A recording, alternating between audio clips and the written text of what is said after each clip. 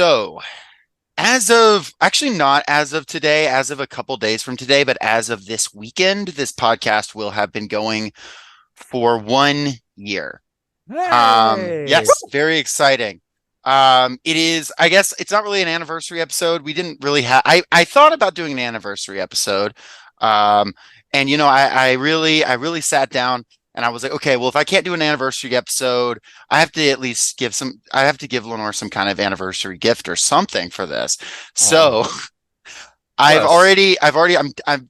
thought, what can I give? What can I give you that, that we often strive to get ourselves, we compete to get to this. So I'm just going to tee you up to do it for this one because I know we're both going to go to get it first. Kushner?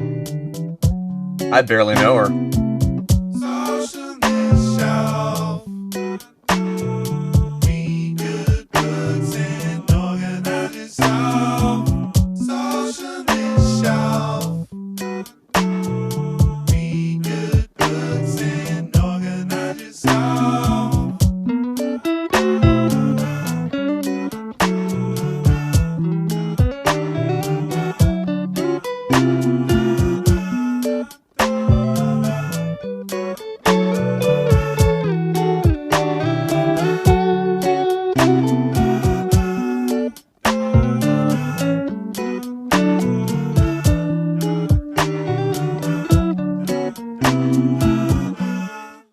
Listening to Socialist Shelf Radio. Welcome back to the Socialist Shelf. Happy anniversary. Welcome back to the world's first 100% queer, stridently pro-smoking podcast. I didn't realize we're pro. I thought that was a bit for one episode. Is that like a continuous thing, like the Mammoth now?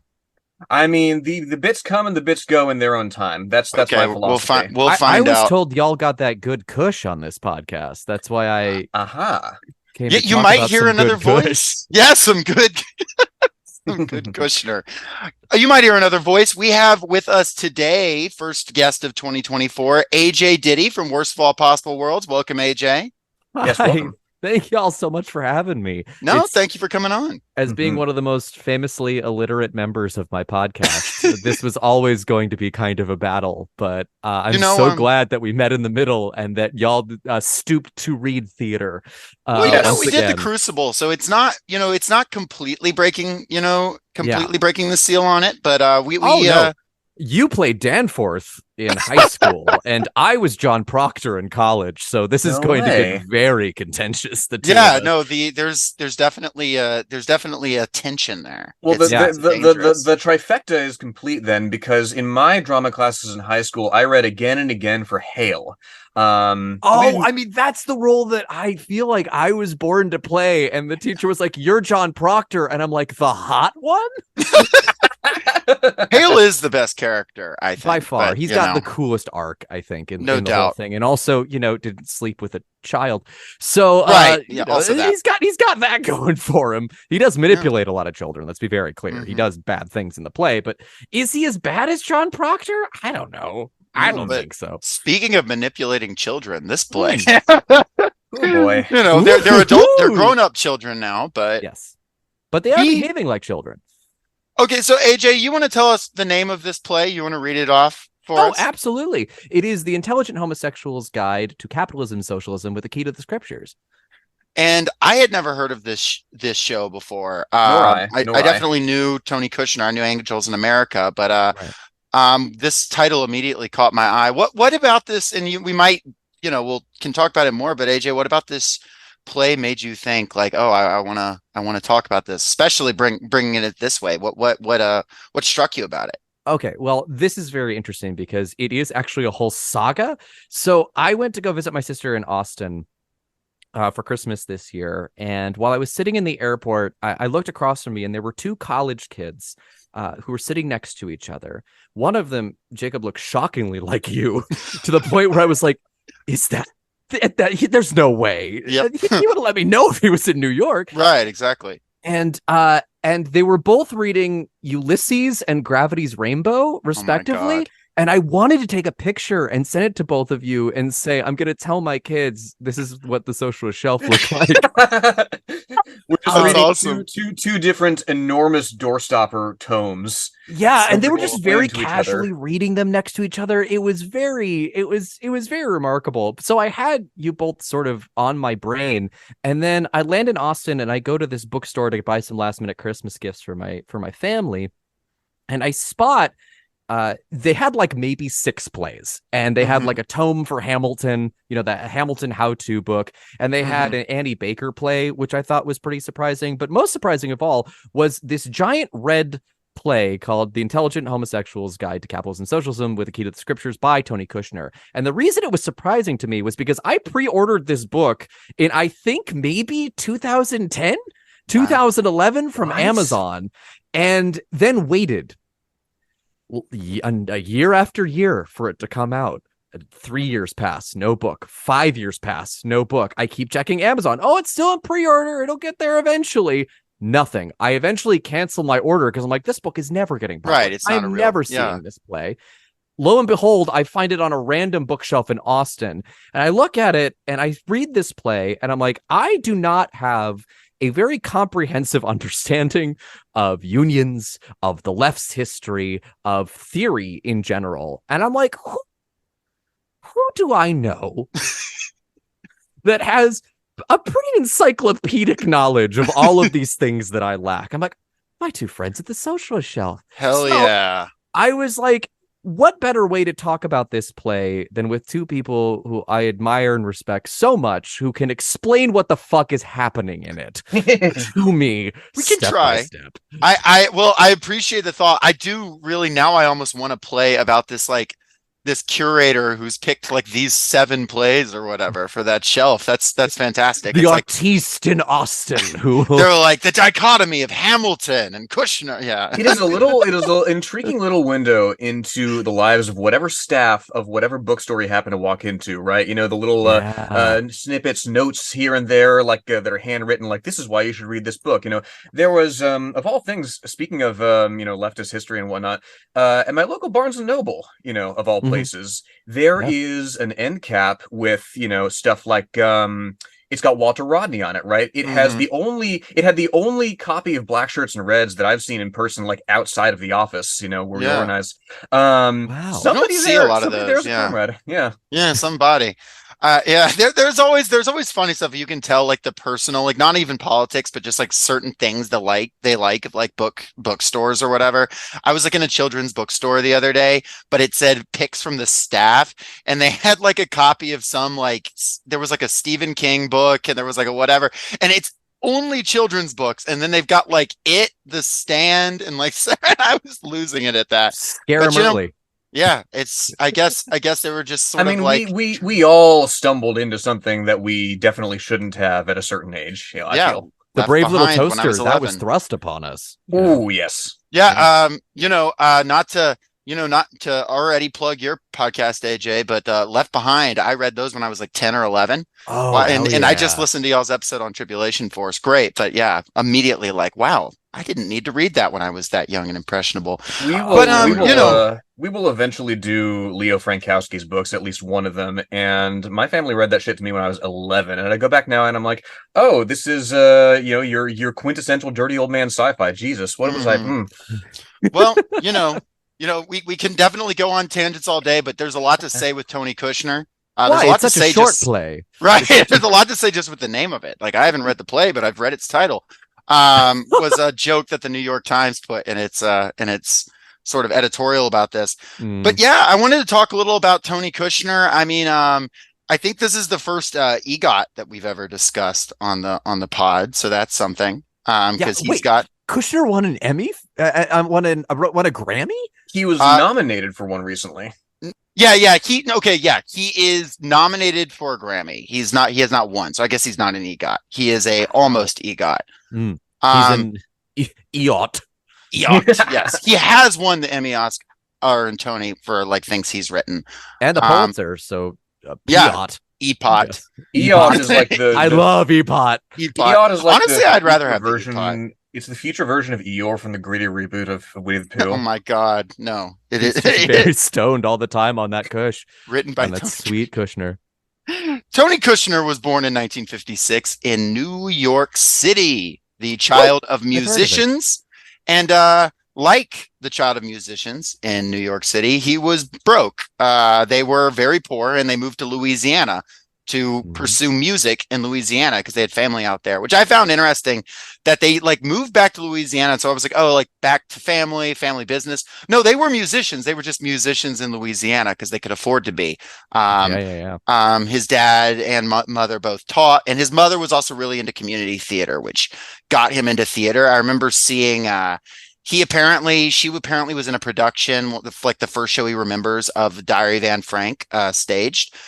Which is extra powerful because his family's a Jewish family. And so he remembers that as like his first time remembering theater, live theater.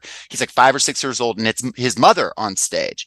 So that's like a very powerful, very impactful memory, of course. Obviously influences him dramatically. His grandfather had been in the union, great grandfather had done union work and stuff like that. But he got really interested in politics in college when he went back to New York City for a BA in arts at Columbia. And he actually originally was studying medieval history, which I thought was interesting. Then midway through, he was like, what am I doing? I'm going to get a much more practical degree in the arts. Only minorly in playwriting of all things. Hey, the only thing less lucrative than medieval studies. It worked out for him. Yeah. It's like a thing I said the other day. It's like every single person in grad school like hears horror stories and they're like, fortunately, I'm built different. Yes. And Kushner is one of them that was built different. He also realizes he's gay in college. I think he realized it before, but he's like willing to openly call himself gay. This is in the 80s at this point, so very challenging. He wrote in like a memoir and an essay that I read, I forget which one because I read a bunch, that he like knew he was gay since he was 7. He didn't have a word for it. He does have a kind of a weird thing how he wrote about how he got turned on being like cuddled by his cousin. That was a little odd, but life. Who amongst us? I appreciate the honesty, Kushner. You could not torture that information out of me. Truly, don't write that down, Kush. Come on. He was I went a little Joe Biden there. I apologize. Come on, man. Come on, man. Kush. But yeah, his dad and mom actually didn't respond very well to it. And apparently his dad actually had like a Danny DeVito I get it now moment when he saw Angels in America, which is interesting. Oh, well, that's very sweet. It is very sweet. Unfortunately, his mother did not live to see Angels in America, which is important. She dies in 1990, and that's very important to him. I was reading his interview with I read a few of his interviews, one with the New Yorker, one with Paris Magazine, one with Paris Review. And he said it just affected him really deeply when his mother died. He had already been writing before that, but he hadn't written, he wasn't full-time professional. He literally multiple times went back to her gravesite and was checking if she was still there because he had this kept having this dream that she was getting out of her grave. And he said that this idea of someone rising, and then he said it started getting fascinated with the idea of his mother as an angel and symbolism of angels and things like that. That was very much pressing on his head. And he got really fascinated with death and suffering. And I can't get off on every tangent of everything he's ever discussed, but he has an interesting idea of how acting in a lot of ways is a type of suffering, that there's something very sadistic in theater, he says. That tracks for Kushner's stage directions and notes to the actors. Yes. Yeah. I was going to say, he says, he feels like theater it can be very sadistic, especially with the best actors, which I don't know if that's a healthy culture. But no, and it is very interesting how a lot of his stage directions are just like, hey guys, it's okay, everything's gonna be okay if you just do what I say, everything's gonna be fine, everyone's gonna be fine, no one will get hurt, just do what I say. And it's don't deviate the slightest. There is that conversational flavor to some of these that I found intriguing. But and I found this interesting. This is from an interview he gave with let me see. This is with Prospect Magazine that I thought was an interesting understanding, because he went in thinking, okay, I'm going to be a political writer, right? Because his first show that has any success is in the mid 80s, which is A Bright Room Called Day, which is about the failure of the SPD in Germany and the failure of the German Revolution, which gives rise to fascism. Wasn't super successful actually till 2018 when a bunch of people did a reboot of it and changed Reagan for Trump. But Yeah, and hold on, I'm gonna argue with the successful in 2018. It was kind of raked over the coals. Was it? They Get me on this. it's a very interesting play because I actually in a way that sort of Kushner is always trying to sort of rewrite George Bernard Shaw. And that's where the title of this particular play comes from, and where the subtitle for Angels in America comes from, A Gay Fantasia on National Themes. I also try to rewrite Bright Room Called Day, or like riff on Bright Room Called Day, and sort of make my own version of it, because it is such a deeply interesting play. Like there is something sort of at the core of it, but like he's been trying to make that play work since the 80s. And at first it was all about Reagan, and I think it actually works best when it is about Reagan. He basically put it in 2018, and there's one character who comes out who's from the modern day, who just gives monologues in between all these scenes set in the Weimar Republic. And during those scenes, it's just a person rampaging about Trump in the new version, and it just doesn't quite fit in quite the same way, because what he's talking about with Reagan is sort of systemic evil that's very purposeful, and Trump, he had that happening around him, but it wasn't really coming from him. Do you know what I mean? Like he had handled, I mean, partially. I will say partially that's true. But I'm not quite the same way that Reagan had more of an air of professionalism about him. That everything was going according to plan. Sure, like it was systemic, and versus Trump feels like an aberration, even if it's an aberration that comes from the system. Trump, you couldn't hide the mercuriality. Reagan, I mean, he was already in decline in office, but there was a little more of a sense that this guy has a evil master plan. Yeah, absolutely. Regardless, he says after A Bright Room Called Day, he did like some reflection on whether or not he was a political writer. And I found this, which like he is, by the way, obviously. But this quote, obviously. His 6-word memoir, is that what you're getting into? No, his 6-word memoir, isn't it? Like, at least I didn't vote Republican or something. Yes, that's exactly what it is. But no, the quote is, quote, "I don't even know if I'm a genuine political playwright. Staged events have impact, but not a direct one. When they are made into propaganda, I don't think they achieve their potential. The really exciting thing to me about theater is the way it replicates a certain doubleness of human consciousness, which is enormously important to understand the world politically. It expands our capacity for tolerating contradiction, conflict, ambiguity, and ambivalence," which notably ambivalence is one of his one-act plays. But he basically goes on to basically talk about how he's more interested in the idea of like what a character's politics are, and then that's speaking as a character. And he thinks that it feels more heavy-handed when the playwright just says their politics in the play, which it sounds like that was the failure of A Bright Room Called Day. I can't speak to it. I haven't actually seen the show or read it. Yeah. It does seem like, because Kushner has his mouthpieces, I think, in every single show, and in that one, it is the modern protester, whose name I think is Zara. I might be wrong about that. But in Angels in America, his stand-in is definitely the character of Lewis. But it is funny how often in Angels, people tell Lewis that he's full of shit and that he should shut the fuck up and that he's racist and like all that shit. So there always is someone to sort of fight against his point of view. And in this play, it's Pill. Like Pill is his stand-in, played by, longtime Kushner actor Stephen Spinella, who I think is probably one of the great masters of like Kushner's particular kind of language, making this political stuff just feel like it's like off the top of his head. But it's even in this play, I think especially, people are just like, Pill, shut the fuck up at like every single point. And as he rightfully should, because Pill's a pill. But yes. But it is very interesting that you say that there is that he does put his own politics into it, but it's he often has characters immediately contradict whatever he's saying. I don't necessarily consider Gus a mouthpiece of his. We'll get into the cast. I don't necessarily consider Gus a mouthpiece of his. I do think it's significant that Gus, not only is he like the inciting incident, he anchors it in that way, but that it ends on him sort of passing the torch is significant for what he was trying to say to me.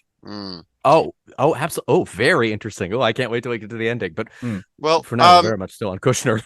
yeah, and I won't linger too much because he's got a lot he's worked on. But of course, Angels in America is his most famous work, and he says himself that's when he dies, that's going to be his obituary. He's perfectly comfortable with that being his great work. He's not interested in replicating it. His words. Now, whether or not that's honest or whether or not he's kind of given up, I'm not sure.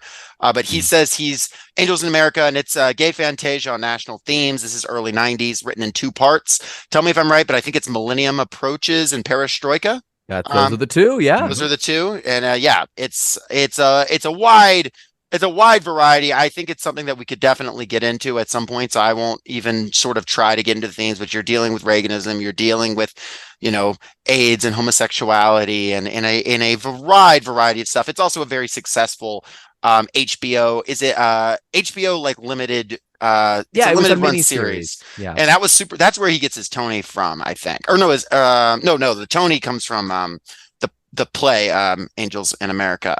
yes, and then the Emmy I think comes from the mini series. HBO. Yeah, And that's like early 2000s, but he works on that as well in the mini series. yeah, He has a variety of others. He has Slavs, thinking about the long-standing problem of virtue and happiness. That's a play set in the Soviet Union from the mid 90s. that's one I actually haven't read. That's one of the few Kushners I haven't actually delved into. But I know there's a lesbian security guard, like KGB agent in it. That's okay, the cool. extent of my knowledge on it. Hell yeah. He does some translations of some different stuff. There's Hydriotafia. Am I saying that right? Tapia? Probably. Mother Courage and Her Children is what it's called. Yes. Is what the translation is. Then he gets into screenwriting. He works with Spielberg quite a lot. That's Lincoln, Munich, West Side Story, The Fablemans. He also works on the screen adaptation of Fences. That's a whole different thing. It's a whole different conversation. Well, he does. After Angels sort of rockets him into the stratosphere, he does sort of take up this mantle of being like one of the great American playwrights. Right. And in that sort of role, he wants to champion and preserve the other people who are considered like the great American playwrights. So August Wilson, obviously one of those for Fences, and then Arthur Miller, which will be very pertinent to talking about this particular play. He edits a lot of his later plays, including ones that were only ever performed in England. And when I went to England, I found a copy of the book because I'm like, you never hear about Arthur Miller's later work, No, not really. Again, as y'all covered in your Crucible episode, like that blacklist actually did stick with him for a pretty long time, even into the 90s. And so I'm like, I want to see like these lost classics, like, what are the Miller plays that we just never were like privy to? And I opened the book, and how many lines do you think it was before the N-word is said? I imagine not enough. It was 6. It was 6 lines into the play, and I closed the book. I'm like, I don't have to know. I don't. He's like, I was a victim of cancel culture, so now, that's terrible. I know. Oh man. Yeah, no, it's his later work is just all very. It's a little bit slop. I don't know. It doesn't appeal to me in the way that his younger stuff does. Makes sense. Well, in his personal life, Kushner married Mark Harris in 2003. Also a writer, and they were the first. I double checked this. They were the first gay couple to be featured in the New York Times vows section. Let's go. Wow, pretty cool. Well, you want to publish Kushner's vows? I mean, they gotta be really well written. I'm sure they're phenomenal. Notably, probably not. They don't have the husband and husband talking over each other as this play does. They're going back and forth. Can you imagine? Just like cool. Jumping down the page, jumping back. Continue Wait, okay, hold on. It's response to this. It's in all caps. And then they get legally married a little later on when it becomes easier for them to do so. And this show in particular comes from I believe it was in 2005. He was basically told like, hey, we're gonna do a full like Kushner thing. We're gonna have this was at a Kushner's festival at the Guthrie Theater. They were going to do 2 existing works, and they were going to announce a full new complete work. And they were like, this is 2009. You got 4 years. You'll write a play by then. It's going to be phenomenal. And he's like, yeah, 100%. I'm good. All I have to do is finish this Lincoln script. And then I'll write the play. I love what Kushner says about his process, like that he's a very slow writer, right up until the point where it would be actively detrimental to his professional life if he didn't write something, and then he's very quick. Mm-hmm. Right. He lingers because the Lincoln script is an adaptation of the book Team of Rivals. It takes him a little while to make and then to rewrite and to work on, and then he finally gets close to this play, and he's literally pulling together his team. And he doesn't have no friends actually, but and one rival, but he will never say who. I think at that point the rival was the Guthrie Theater because they're like, "What the fuck are you doing, man?" What is like happening? But he's basically writing the show as they're acting it, and I mean, this show gets revised a lot. Even after its original performances, it multiple times gets rewritten. I know the version that's finally published, the version we're reading now, is, he says, wildly different than the original, though there's some of the same concepts. Notably, he did revise some of his other shows after they had gone on, like pretty heavily, but this one was really like he's just figuring it out on the fly and adapting to actors and even using actors' names as characters and stuff, like season 1 of The Office style. Like so that like allows it. But the title he actually had for the show, and it's comes from George Bernard Shaw, as you mentioned, his 1928's The Intelligent Woman's Guide to Socialism and Capitalism, and Mary Baker Eddy's Science and Health with a Key to the Scriptured. And then he had also just read Bill DeFazio's Longshoreman on the book Longshoreman on the Brooklyn dock workers strike, and he's like, "Hey, this is a thing." And then he started reading about oh well, who were the socialist Congress people? Okay, there was this one congressman. Well, what if he had a fake cousin? And they lived in a brownstone in New York, and boom, we got it. And then it started growing from there. In fact, they had the brownstone before they had the show, so they were building the set with no lines written. It's just really a terrifying concept. Yeah, no, and also as a playwright, it's always like a luxury when you get a set for your play. Like, I'll never forget the first time I had a set for one of my plays, and I just started crying because I was just like, they built this thing and they're going to perform on it. It's not just like some back room in some bar somewhere with like a couple of chairs. Like, there's an actual honest to God set here.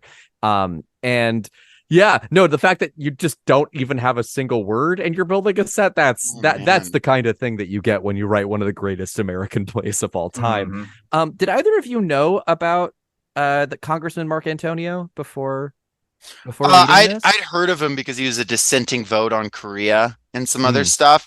But I certainly didn't know the full history. He's mentioned briefly in a couple things about like the Korean War and some stuff, and he does.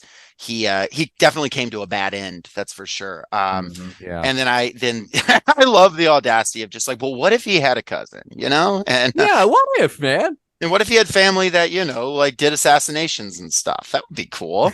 And I appreciate that. And, given what his politics were, maybe he would appreciate it too. Who can say? He does occupy that sort of interesting is liminal space the right word? Like, because it's said in the play, he never copped being a member of the Communist Party of the United States. Who knows if he was or not? But what that sort of allows us to do is imagine, okay, was he particularly of this tendency? Was he of that tendency? And you see within the family in question here, somebody who is, lifelong member of the CPUSA, somebody who is more of a liberal but is a labor lawyer, somebody who goes off and joins Shining Path. This guy, you couldn't quite nail down where he sat in the landscape org-wise. So, you can imagine his descendants as just about anything. I'm just going to tell you, if you look at his voting history, every single time the Communist Party puts out a statement, he follows it in the voting history. So I don't know if he's officially a member, but he's definitely like a camp follower of the USA Communist Party at the time. The play goes out of its way to say like he never was officially a part of the party, but then I think another character does say, well, he voted every time with like right down the communist line. Yes. So that's correct, because I double checked that because I was like, let's see if that's true, and I couldn't. And that's true. He did his homework. He's a smart guy, Tony Kushner. Yeah, 100%. And if you listen to his interviews, he's always making references. He's always quoting things. He's a very, very intelligent guy. And he have to be to write the intelligent homosexuals guy. Yeah, well, you don't want to write the dumb homosexuals guy. Kushner, in general, he's continues to he's continuing to write, working on screenplays and stuff. This was his last full play he wrote. He did have very like full long production. He did have like 5 short plays he put on that he's called, get this, the Tony Kushner, which I liked quite a bit. Apparently that was his husband's idea. That was Mark Harris's idea. Very as cute. Is calling this play iHO for short. I appreciate that, and I believe I will refer to it as iHO from here on out, not to be confused with IHOP. I have to believe that it's called iHO for the reason that I think it's called iHO. Wait, what's the reason you think it's called iHO? I might be missing something here. Well, so it's explicitly spelled out very early on that what's his name? That Pill is using an iPhone to communicate with, of course, Eli, the hustler he's hooking up with. So Eli, iHO, right? It's.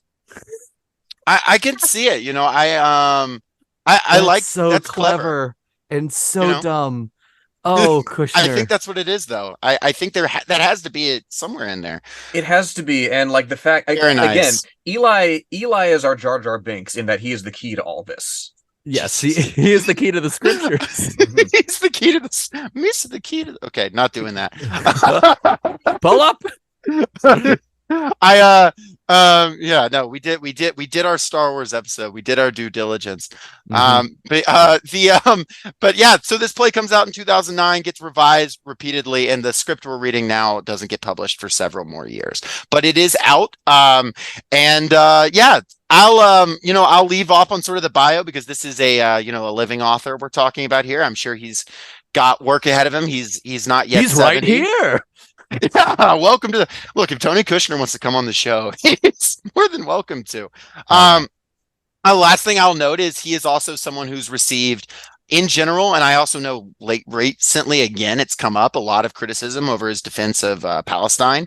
And he's not even like insanely radical on the issue. He's just like, hey, Palestinians deserve to live. Like he's not even he's a 2-state solution guy, but like he's even still, like he's been like, he was actually denied some positions on like boards, and he was turned down for a honorable like an honorary doctorate in arts and several things like that over it. So he's and it's come up again recently, I know. So if you Google Tony Kushner right now, there's like controversy again over him saying some pretty like basic statements. So again, he is not radical. I mean, you can't be too radical when it comes to wanting to stop a fucking genocide, right? Like but it is like, in terms of just like modern talking points, he's just like, hey, maybe we should stop. Maybe just like stop doing this, and then the fact that gets as much backlash as it does, I mean, it's heinous. He's actually an interesting guy in that.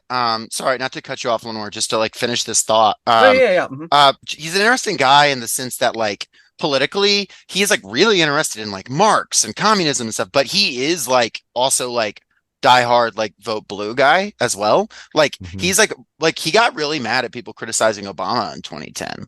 He has this interview with The Guardian where he like defends like Obama very much and talking about like reform and how the idea of revolution is off the table. And it's almost like, I mean, yeah, if you read this book, you can kind of get that. But he does have this vision of like, he's like, oh, well, Marx actually had a lot of cool stuff. So it's interesting. He's kind of playing in this radical space, but he's also like, also a comfortable guy, I guess. Yeah. Well, I mean, it's also that the truth. I'm sorry, Lenore, you go first, and then I'll jump. No. It's I'm thinking of Francis Spufford, the author of our book from last week, and how he self-identified sort of as a middle-class socialist. And I wonder if Kushner doesn't occupy a similar space in that kind of sensibility, especially again with his, I think, fundamental sympathy to Gus and what he believes in and spends his life trying to accomplish, right?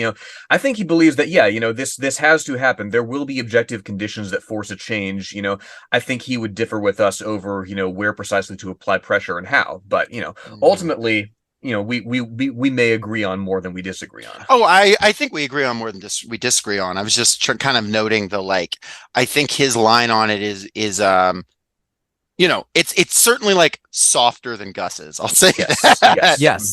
And even in Angels in America, like the final like big thing of that is like the world only spins forward, right? It is at the end of the day a very sort of liberal play about gradualism. ultimately. And that's sort of that's been his MO, since way back then, and it clearly carries through with this. But the reason why Gus is so radical and I think so well written and so like fully realized is because there's so much of Gus in Tony Kushner's very good friend Oscar Eustace, to which this play is dedicated. And Oscar is an avowed communist. I've seen the man cry when the Internationale plays, just weep for like the revolution that could have been. Oscar was my professor in college, and he is Tony Kushner's like main dramaturg. Which also led to a very wonderful thing where Tony Kushner actually came in and gave like a speech, like a little interview for our class, and I got to ask him, when do you think a play is finally finished? And he said, well, on the way here this morning, I changed 3 lines in Perestroika. Wow. And this was 2011, which was like, or 2012, so many years after Angels was done. And it makes sense to me why this play took so long to come out, but particularly why like just the character of Gus is like so deeply felt and so deeply realized is because I read the lines that Gus says and my brain goes, oh, it's Oscar. Like it's 100% his good buddy. I didn't realize that you had that connection. That's awesome. Yeah. I mean, I don't know Tony Kushner personally. Sure. He seems like a very nice man. And if anyone was going to play him in a biopic, it would be Adam Sandler. No one's seen Tony Kushner and Adam Sandler in the same room. Don't fact check me on that. It's very possible that they have been, but the mind behind iHO also made Grown Ups too. Like that. and Tiny Kushner. And Tiny Kushner. And Lincoln. Such range. Hold me closer, Tiny Kushner. So let's get into the work itself. The great work begins, as Kushner would say. Great work begins. Right off the front, the introduction is an apology. And since I've spoken so much already, does someone want to, Lenore, you want to explain why there's an apology at the opening of this? Yeah. So like it's so I have highlighted here his first sentence, plays are written to be read. Do we let me just sketch out this paragraph here. Plays are written to be read. That's their primary purpose in the sense that reading is the first thing that happens to a play after it's written. Obviously, most plays are written ultimately to be performed, but before that, they're read by the people who will perform them. They'll also be read by people who don't perform, including some who are entirely uninterested in theater, for whom the theatrical life of play is less meaningful than its life as literature, as something to be read. And he skips ahead to, I read this by way of an apology in advance to the readers of this play. It's the only play of mine that wasn't published after its first production. There are passages where several people are on stage speaking at the same time, and they speak over each other, and he notates it very extensively, as we've alluded to. So he says, okay, where it says continued below and continued from above, right? The character speaks continuously through whatever comes next. Where there's an M dash, right? Somebody's cut off. Where it says, what else? When a line ends in an ellipsis, the character trails off, leaving something unfinished or unsaid, which is really granular notation, because to me, that would just be implied. Well, he also has like that something at the end. He's like, by the way, actors, don't improvise at all. He's like looking, which admittedly in this case, when you're talking over each other that much and it's written to do that, I can understand how an improvisation might fuck things up a bit. It's a very trust the process sort of approach to it, which, and again, I do trust it. I think I do have an image in my head, right, of as he himself says, you will not comprehend all the arguments that are being had, right? There are three-way conversations between like 6 or 7 people. You may zero in on one sort of back and forth, but not all of it, and that's how it's intended to be received.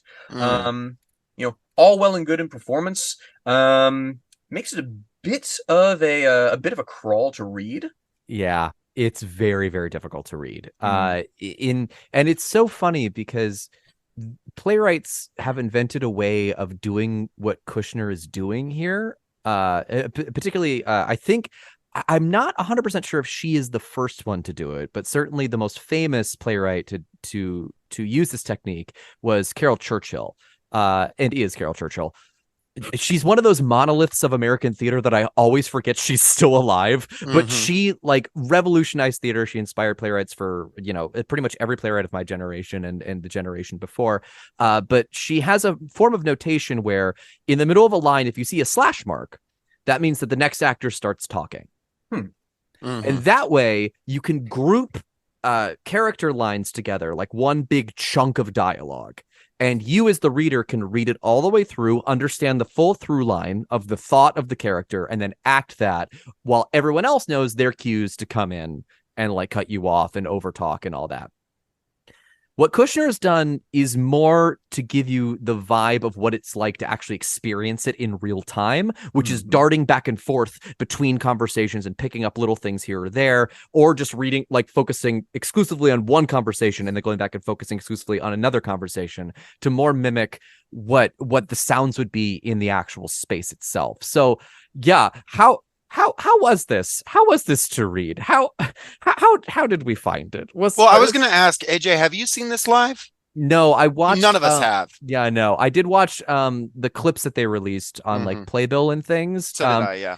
Yeah, I wanted to make sure they didn't really release a lot with the overtalking, but they released at least one little tiny snippet with all the overtalking, and it sounds really cool. Like it works. Yeah, especially in Act 2, when we get to the final scene of Act 2, Scene 4, God, yeah. where it's just 20 minutes of just all that over-talking happening at once. It reminds me, there's a play called Noises Off by Michael Frayn, which I don't know if either of y'all have ever read it or seen the movie, the John Ritter movie. That's fine.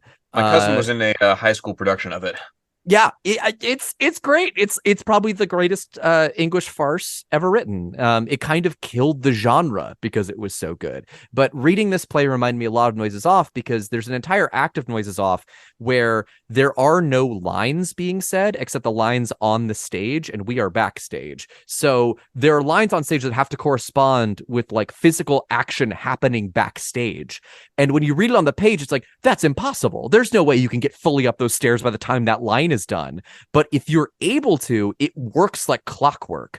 And the fact that you're able to translate something that is that visual into just words on a page, and that it works every single time, is kind of a magic trick. And I think that's kind of what Kushner has also been able to accomplish with this play. Like, it feels like if you were to do it exactly as written, everything would like work in time, and you would kind of feel like you're in like a groove, a kind of machine, and it wouldn't be nearly as terrifying as reading it. Yeah, I looked really hard to find more clips than I could find. I mean, there's a few on YouTube that were released. There's a few like low quality ones people have like released on like Facebook or whatever, from probably like an unlicensed local production or whatever of it. Oh wow. Real grainy. Seemed like the guy who was playing Gus was good. Hard to tell. And I found loud. Yeah, for sure. And I was able to find someone who's done some of the scenes on SoundCloud and like read them off and like but it's once you get to the speaking over each other, it's audio. It's just, not. Is it just one person who like overdubs himself arguing with himself? I think so. Either that or he's got some friends that sound remarkably like him. Wow. I appreciate it. Shout out to that guy who has I have to talk to him about unlocking mitosis.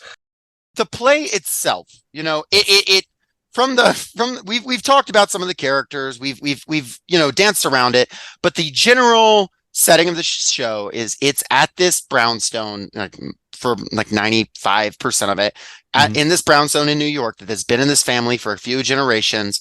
It is owned by Gus, who is the patriarch of the family in his 70s. At the opening, of course, we've got all the characters. Gus, it's Mark Antonio. Is that how you're saying him? Mark Antonio. Mark Antonio. The actual accent, the authentic accent. Mark Antonio. Yeah. They're all Italian. He's 72, as it says, Italian American, retired longshoreman, lifetime member of the Communist Party USA. So he is, from back in the day. This play is taking place written in 2009 and onward. Taking place in 2008 is the setting. Which of course it's like just before the market crash, so notable. is, he was a member of the Communist Party when the Communist Party was, no disrespect to anyone who currently is, but more relevant than it currently is.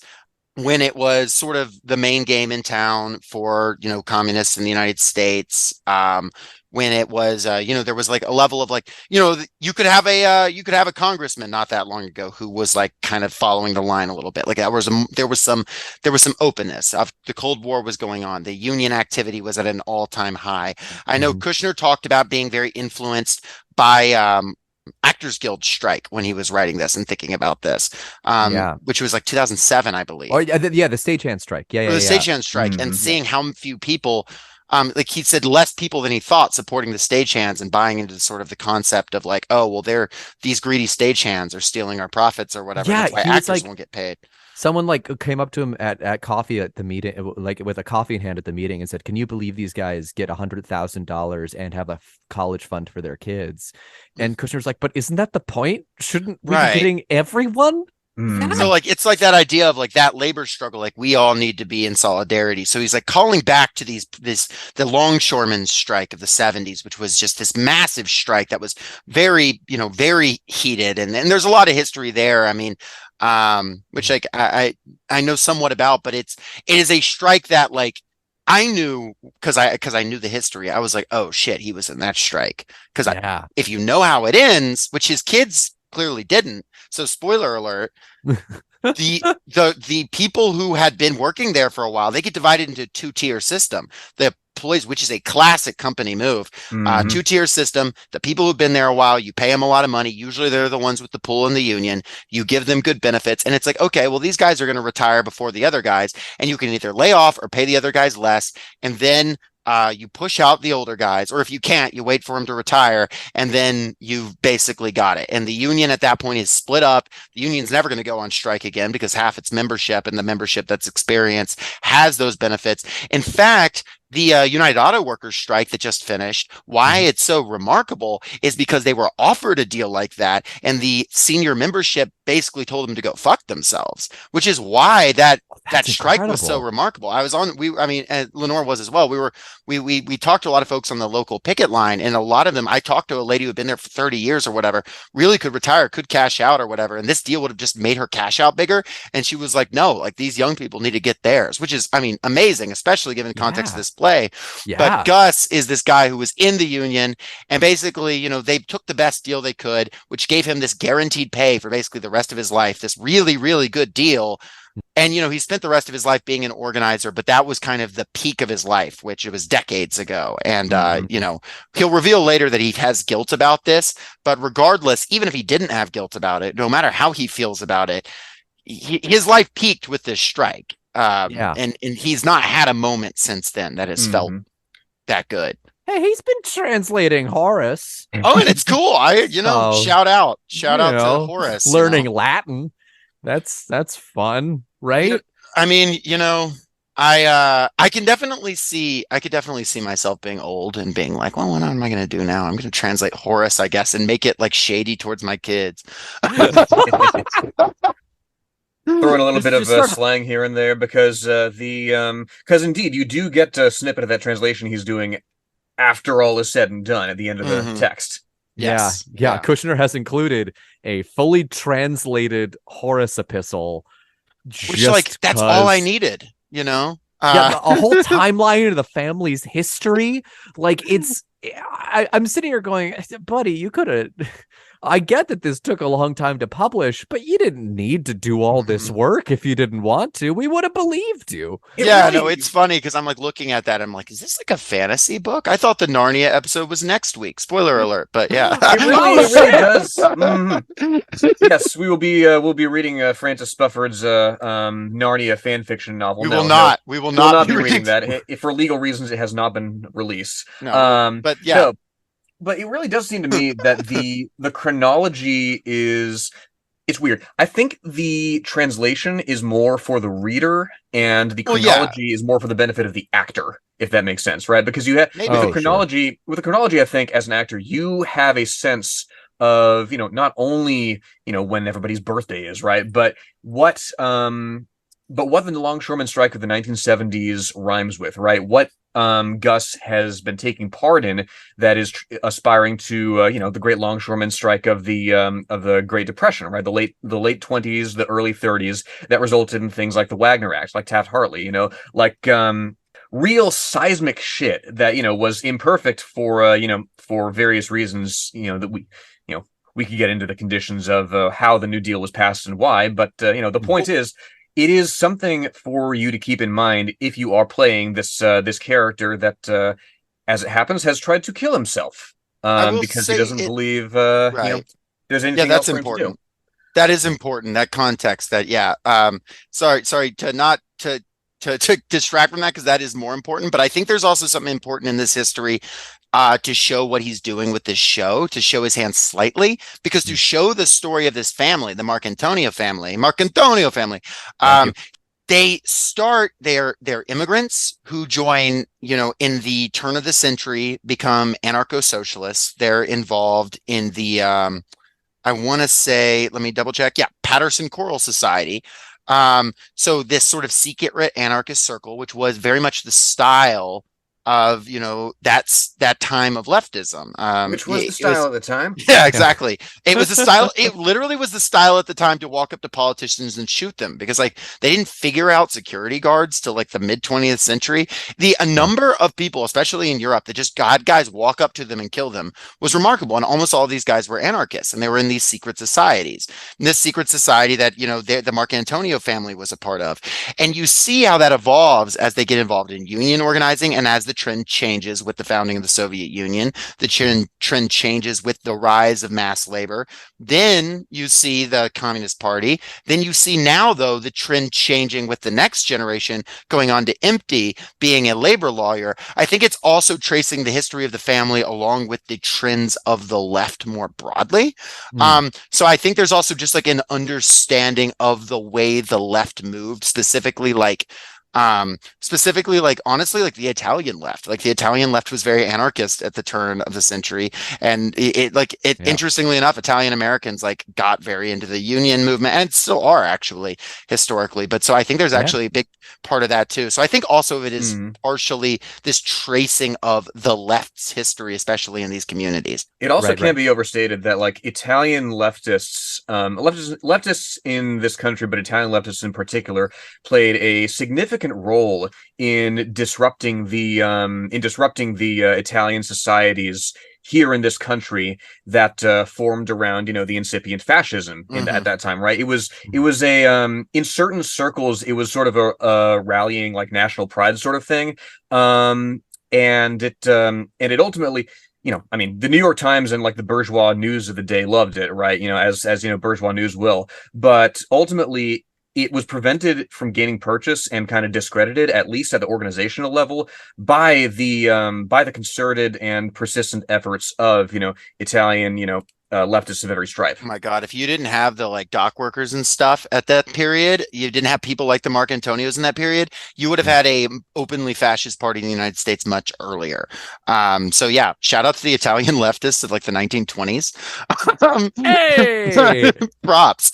But my ancestors for the most part.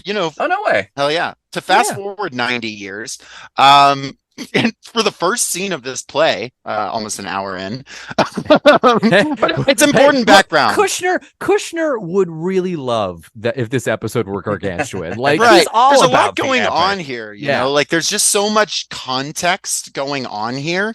In fact, there's so much context that he writes at one point a scene for the actors to read that is not in the play, just so they can understand the context. So us padding the context here for iHO makes sense. And it too has to do with our titular iHO, that particular scene that's not supposed to be performed.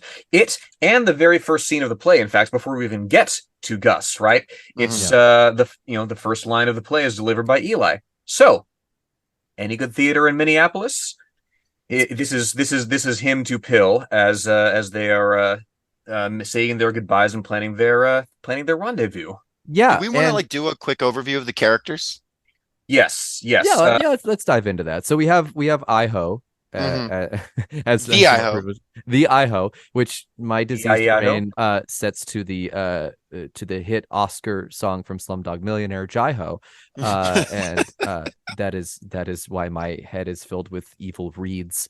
Perfect. But it is he's our way into the play if Mhm. we aren't super well versed in like the ways of the left or in left's history. He Mhm. is basically the audience surrogate for a lot of this. He's there to stop everyone and be like, wait, what are you talking about? And then they Mhm. will explain to him in great detail movements of the left, sometimes for sexual gratification, which is I think one of the more interesting facets of this play. Mhm. But then, of course, we have Pill. Pierre Luigi, I believe, is what Pill. Pierluigi. Yeah, Yeah. Pierre Luigi. Mark Antonio, who is a man who is still writing his dissertation 38 years after starting it, He and just like me for real. you will never finish it. No, of course. Probably not. Who left for Minneapolis from New York with his husband Paul because he got super into our titular iHo Eli and decided to give him $30,000 Mhm. of money, and decided the best way to like cut that off, go cold turkey, was to fly to Minneapolis with his husband Paul. What do we think about Paul as a character? How do we find him? Paul is to me in a lot of ways kind of my like I feel like an alternate life path for me of becoming like a gay Oh, theologian.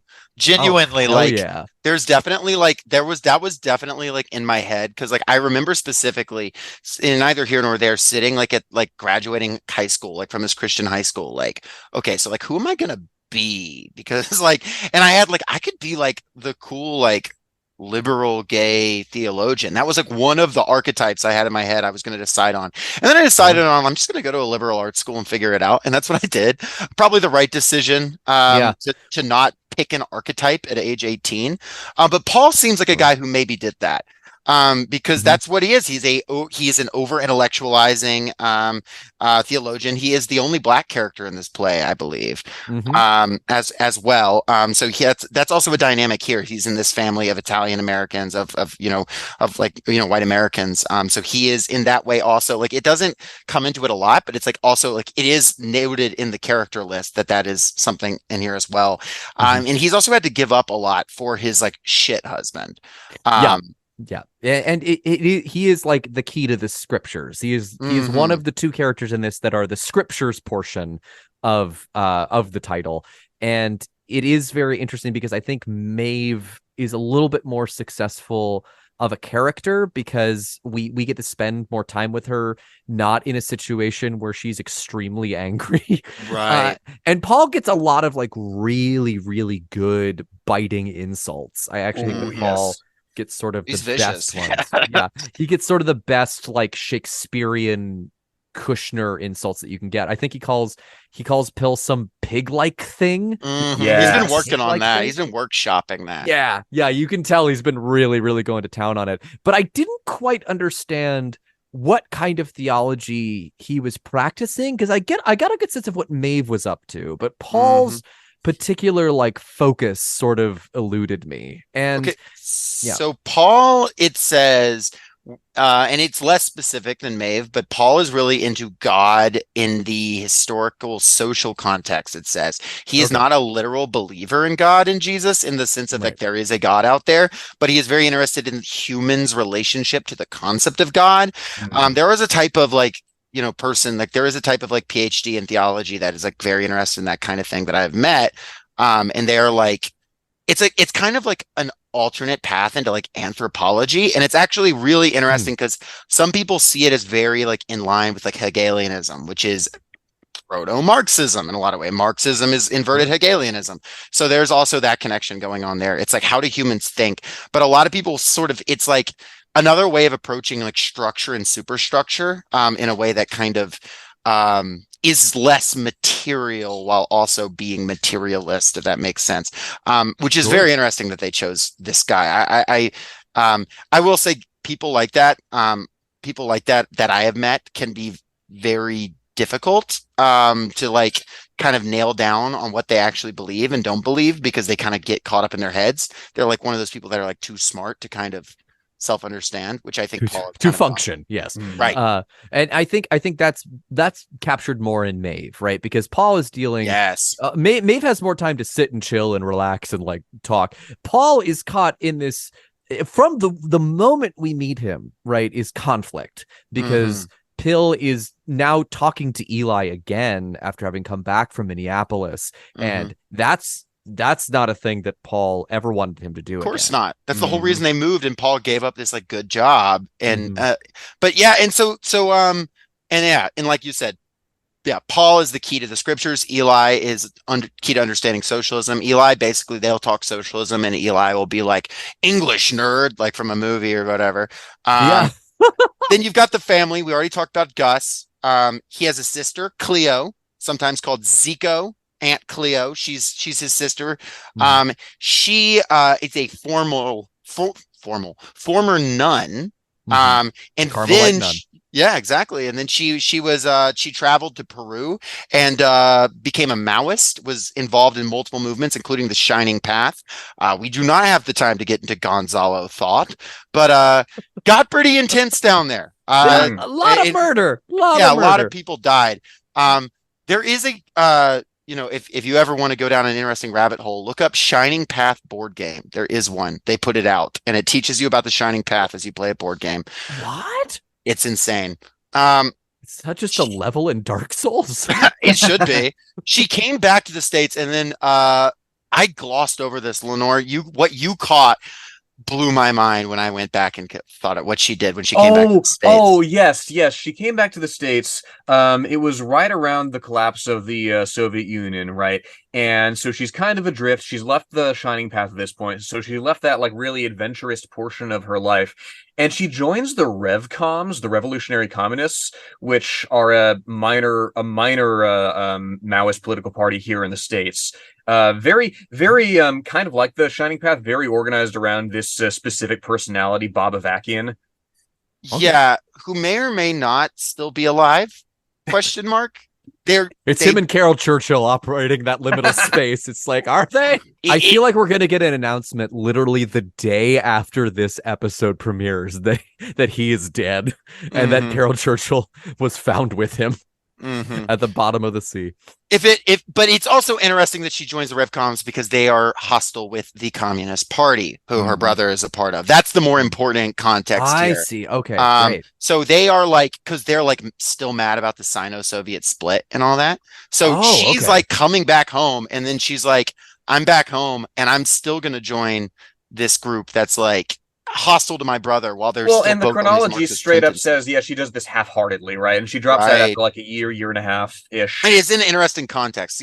My point is not to be disrespectful to the Revcoms in any way. It's just an interesting context. And I'm looking at your analytics, and we've lost all the Revcoms. Unfortunately, listening. We're not. They have. There's a Revcom podcast that somebody puts posters up for all over Atlanta. So maybe they're. Oh, maybe wow. Okay. I've never listened to it, but who knows? Maybe it's good. Revcoms, come on the show. Bob Avakian, come on the show. And if we can prove he's alive, oh my god. Then there is V, because this is Cyberpunk, I guess. Yeah, for Vendetta, yes. Or V for Vendetta. There's a lot of V's going on. I'm playing Cyberpunk right now, so this threw me. Yeah, you are. Yeah, Spoilers. V. Great game. That I've heard it's good now, is what my friend told me. Yep.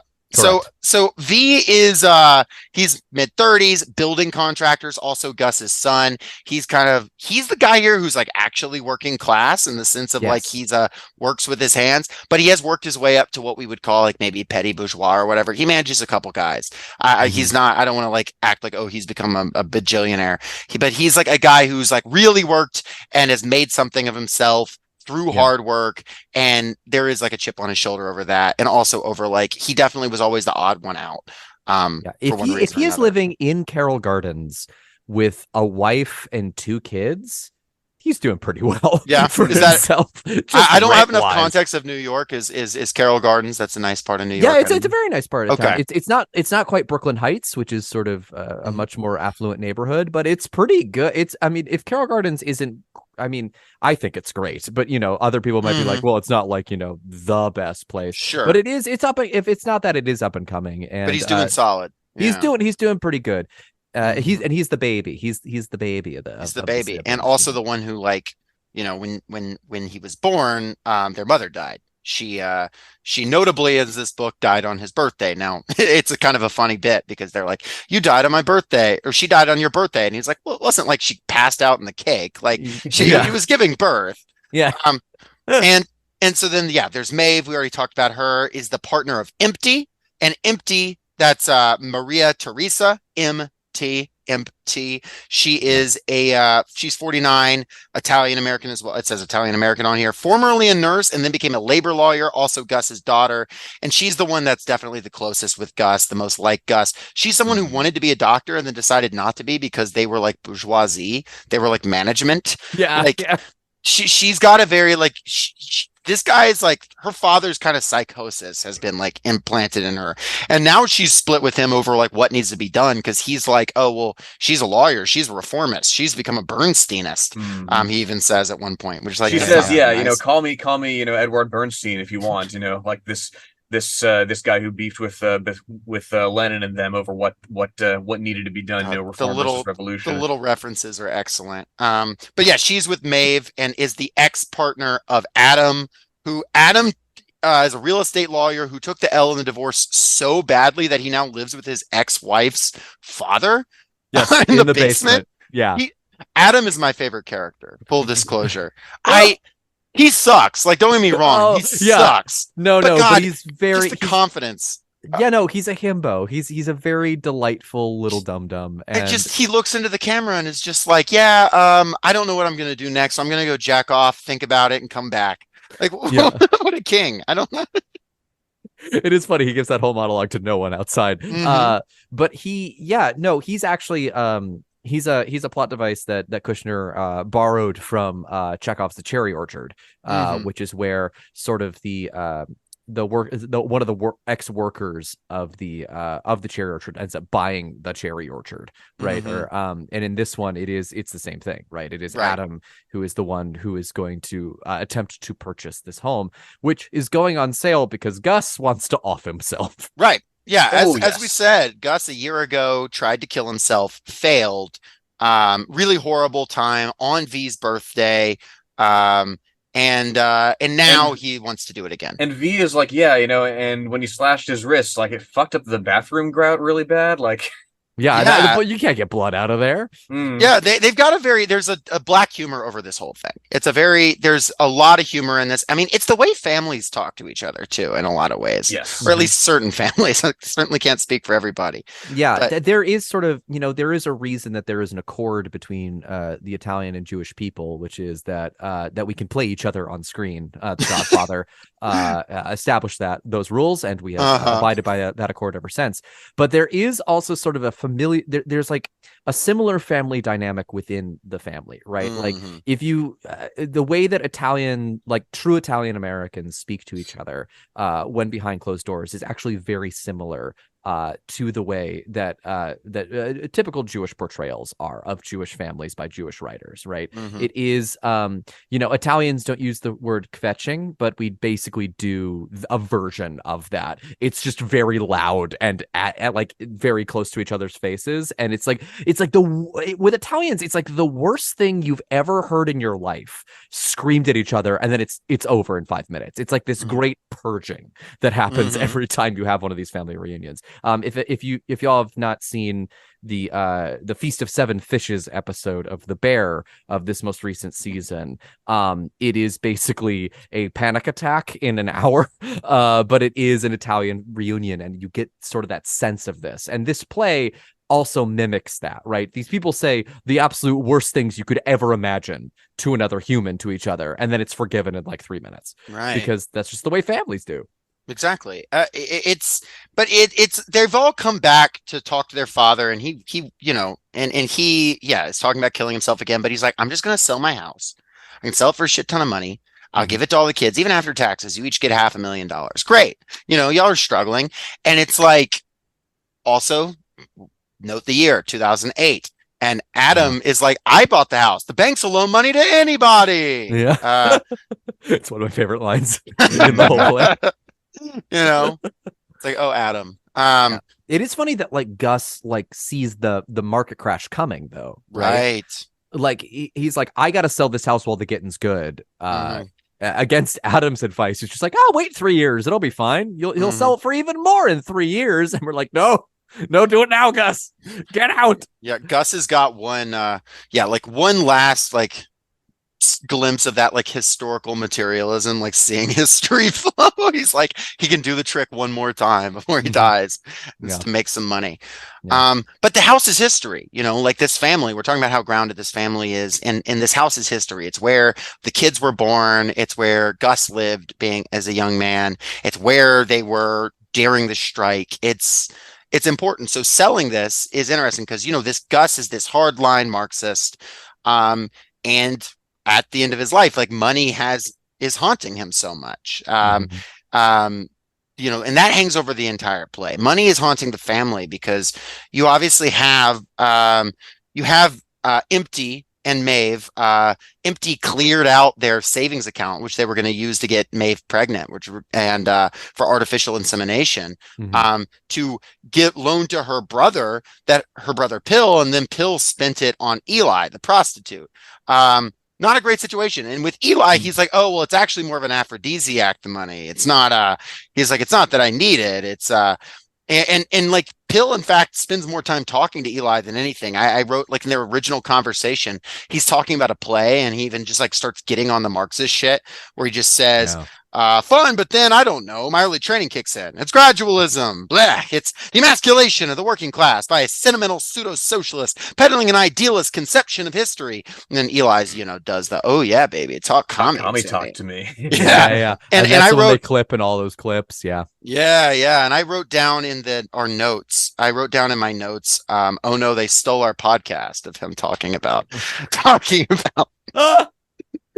See, I read this play. I'm like, I gotta talk about this on social stuff. This is like the opportune place, and it's perfect. Also a play that I feel like, you talk about all the references are so good, and I feel like it was very rare for people watching this play at the time to like sit forward every couple of minutes and do like the Leo pointing at the screen, for all the references, because this is the history of the left in this country, and especially of the labor union, is just not really taught very much. No, it's not. Yeah. And even when it is taught, it's mostly done. There's just, for me, it was very difficult to learn because it's so many acronyms, and it's so many, like, it is more about a collective than individual people. And Americans just have such an easier time telling the story of a singular person than a group of people.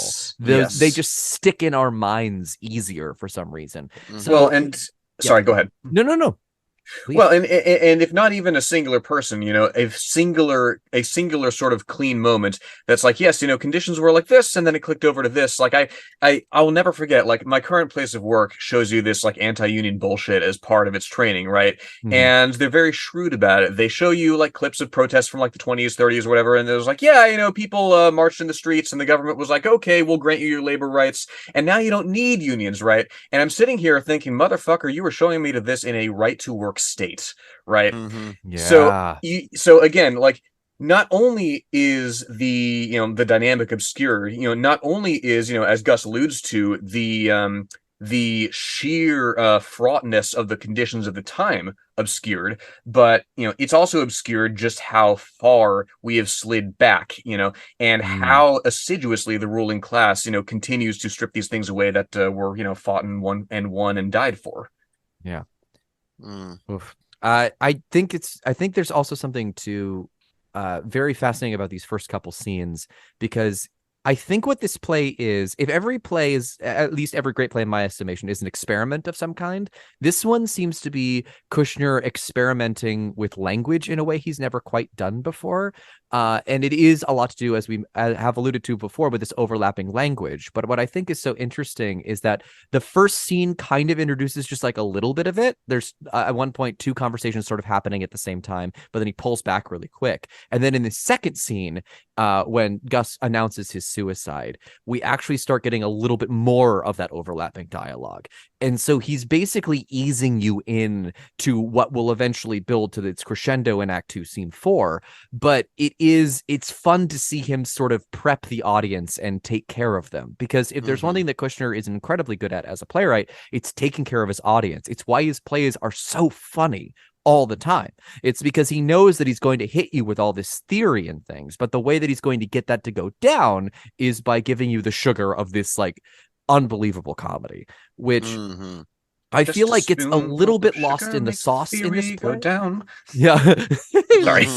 No, yeah, it's great. I think it's a little bit more lost in the sauce in this play just because I feel like the characters aren't as sharp as they are in Angels. They are more symbolic than they are real people. And I mean, I'm just going to come out and say it. I do not understand what Paul and Eli and Pill's whole thing is even doing in this play, other than what I've kind of rationalized it as is if this play is about revolution, which I think it is, like, and it is about sort of grappling with a revolution that will or will not come, and how you deal with that. Every revolution has sort of a sexual side to it, right? There is a sexual aspect to revolution, how we relate to each other in that way, and it's Kushner introducing a new paradigm of like, well, have you heard about this polyamory that the kids are going on about?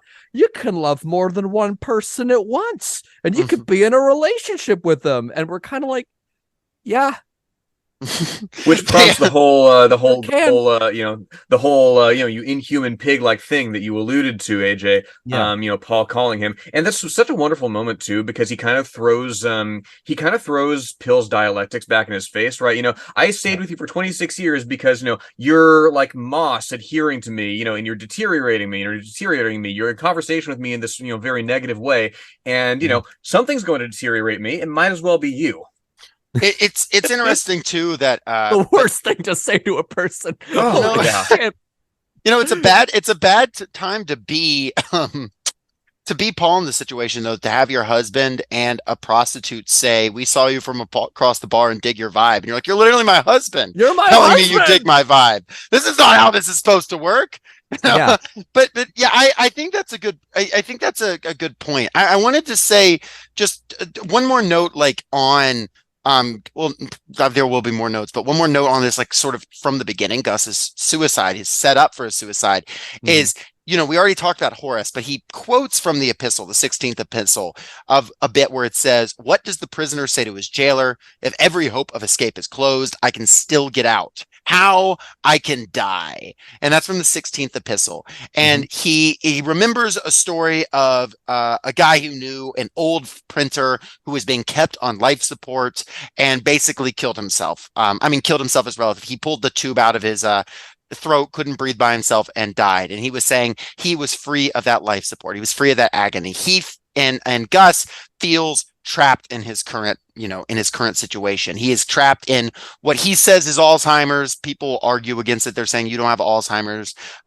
He feels trapped by like, the revolution that's never coming. He feels trapped in even this house and no doubt the memories. He can say like, "Oh, I'm over it." But like, he tried to commit suicide the first time on the anniversary of his wife's death. And he feels trapped by his shitty like kids that like when they're around, they're miserable. And one more point that we haven't noted yet, who Maeve is pregnant with, who Maeve is pregnant from. Yeah. This is the most like Maeve is pregnant from V, from her brother-in-law. Yes. And it was supposed to be an artificial insemination done sort of home style with a turkey baster, and ends up being done from them just sort of having sex at one point. And and so he's just, this whole family, this whole dynamic, even this like grandchild that's on the way and all that, he feels very weird about for like understandable reasons. There's a certain bizarre sort of there's a certain bizarre sort of circular poetry here. I don't know if that's the right word for it, but like, the $30,000, right, is for artificial insemination, and what ends up happening? It gets blown on this, sexual encounter that doesn't result in anything but momentary pleasure, right? It doesn't create the next generation that it was intended to create. So what do? You end up, circling the drain, as it were. It ends up, this pseudo sort of incestuous thing, rather than, something, the seed for something new. Well, the $30,000 wasn't the only thing that was blown. Hopefully for $30,000. Jesus. Who knows though? Also, apparently Empty's back was blown out because Adam is apparently incredible at sex, despite being bad at pretty much everything else in his life. He is good at making Empty, and I'm quoting here, moo. It is very interesting because here's my question for the two of you. What does Gus want? I think Gus, what does he want? This is something I reflected on. This is a very tricky question, right? Because he is sort of the main totemic plot of it, but like when you get right down to it, if he wanted to kill himself, he would. Yeah, he could make it happen immediately. So why does he wait?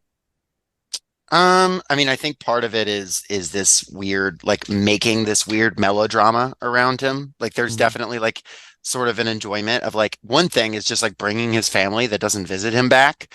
Sure.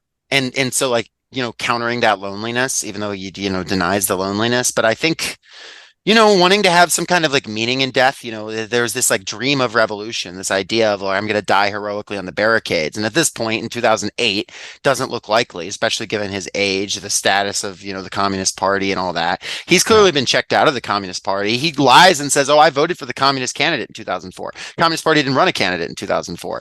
Dude's just talking. John Kerry, right? Yeah, John Kerry.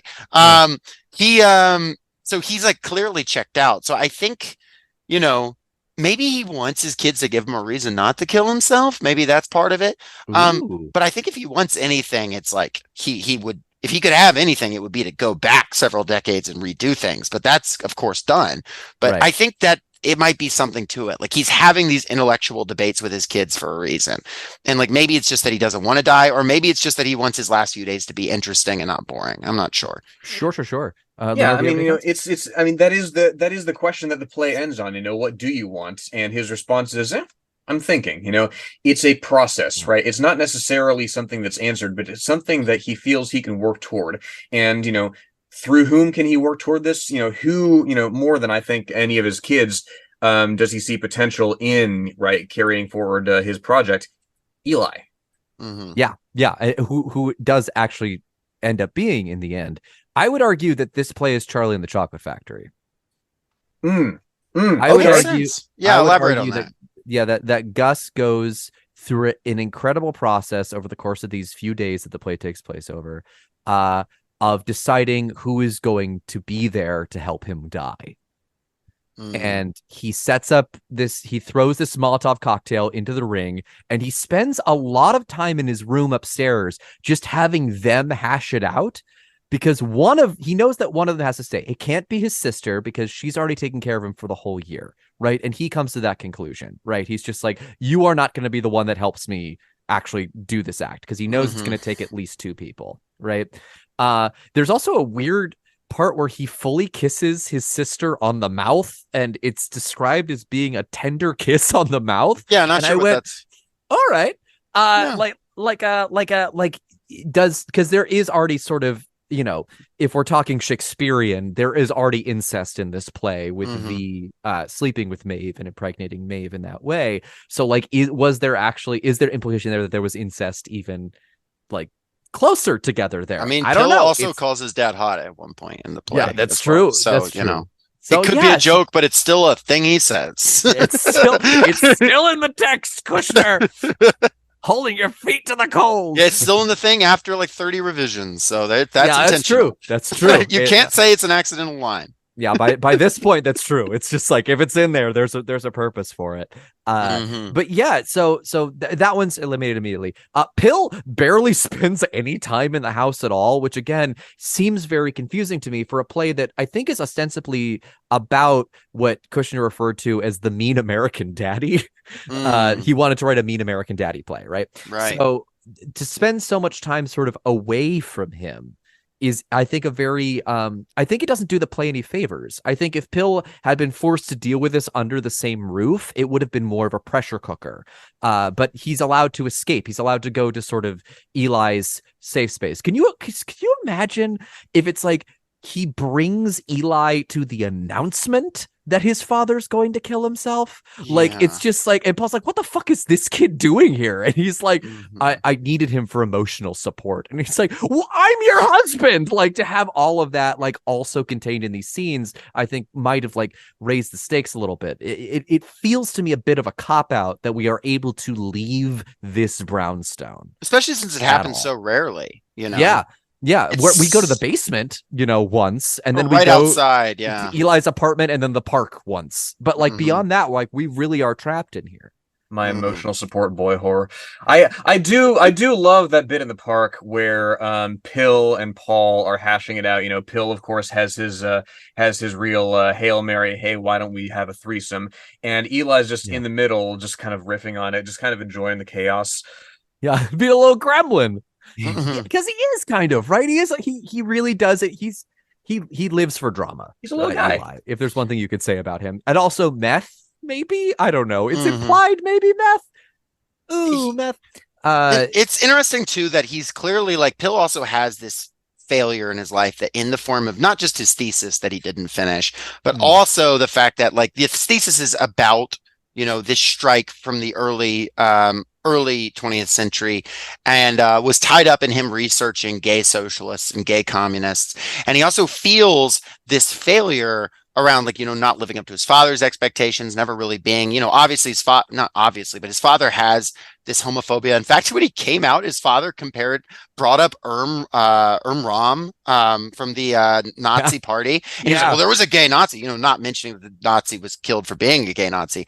Right. But like, so yeah, obviously not great. So he's like got all that insecurity and stuff, but then with his, so he also though like has this job where he's a high school teacher, and there's a clear insecurity about that compared to his husband. Right, of course. He's doing this call out. I mean, like there's a part where Gus says about his son, my son's not a historian, he's a high school history teacher, and Pill says, fuck you, Pop. Like, which of course that's not and then he says, I'm not ashamed of being it. But then like later on you have Paul talking about like how he's how he's living on his money and ruining his life. And Paul, even very early in the play, like, in the first act even, is going off on Pill, and one of his great insults of Pill. And I want to read this because it's just, he's infuriated. And this is in front of Pill's family. And he says, look at you. And this is also where Paul's like intellectualism gets tied up in it.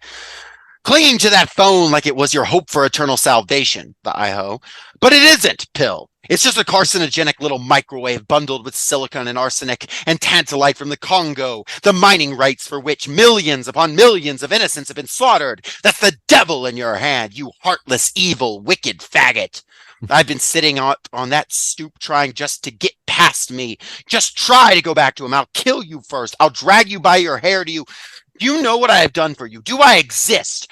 You have made me doubt it. Not for you, not exist for you, but do I exist? You have finally dragged me to the doorstep of goddamn despair, and that is not in a manner of speaking. Gus, I sincerely hope you don't kill yourself. You're not half bad. Your son, fucking hell.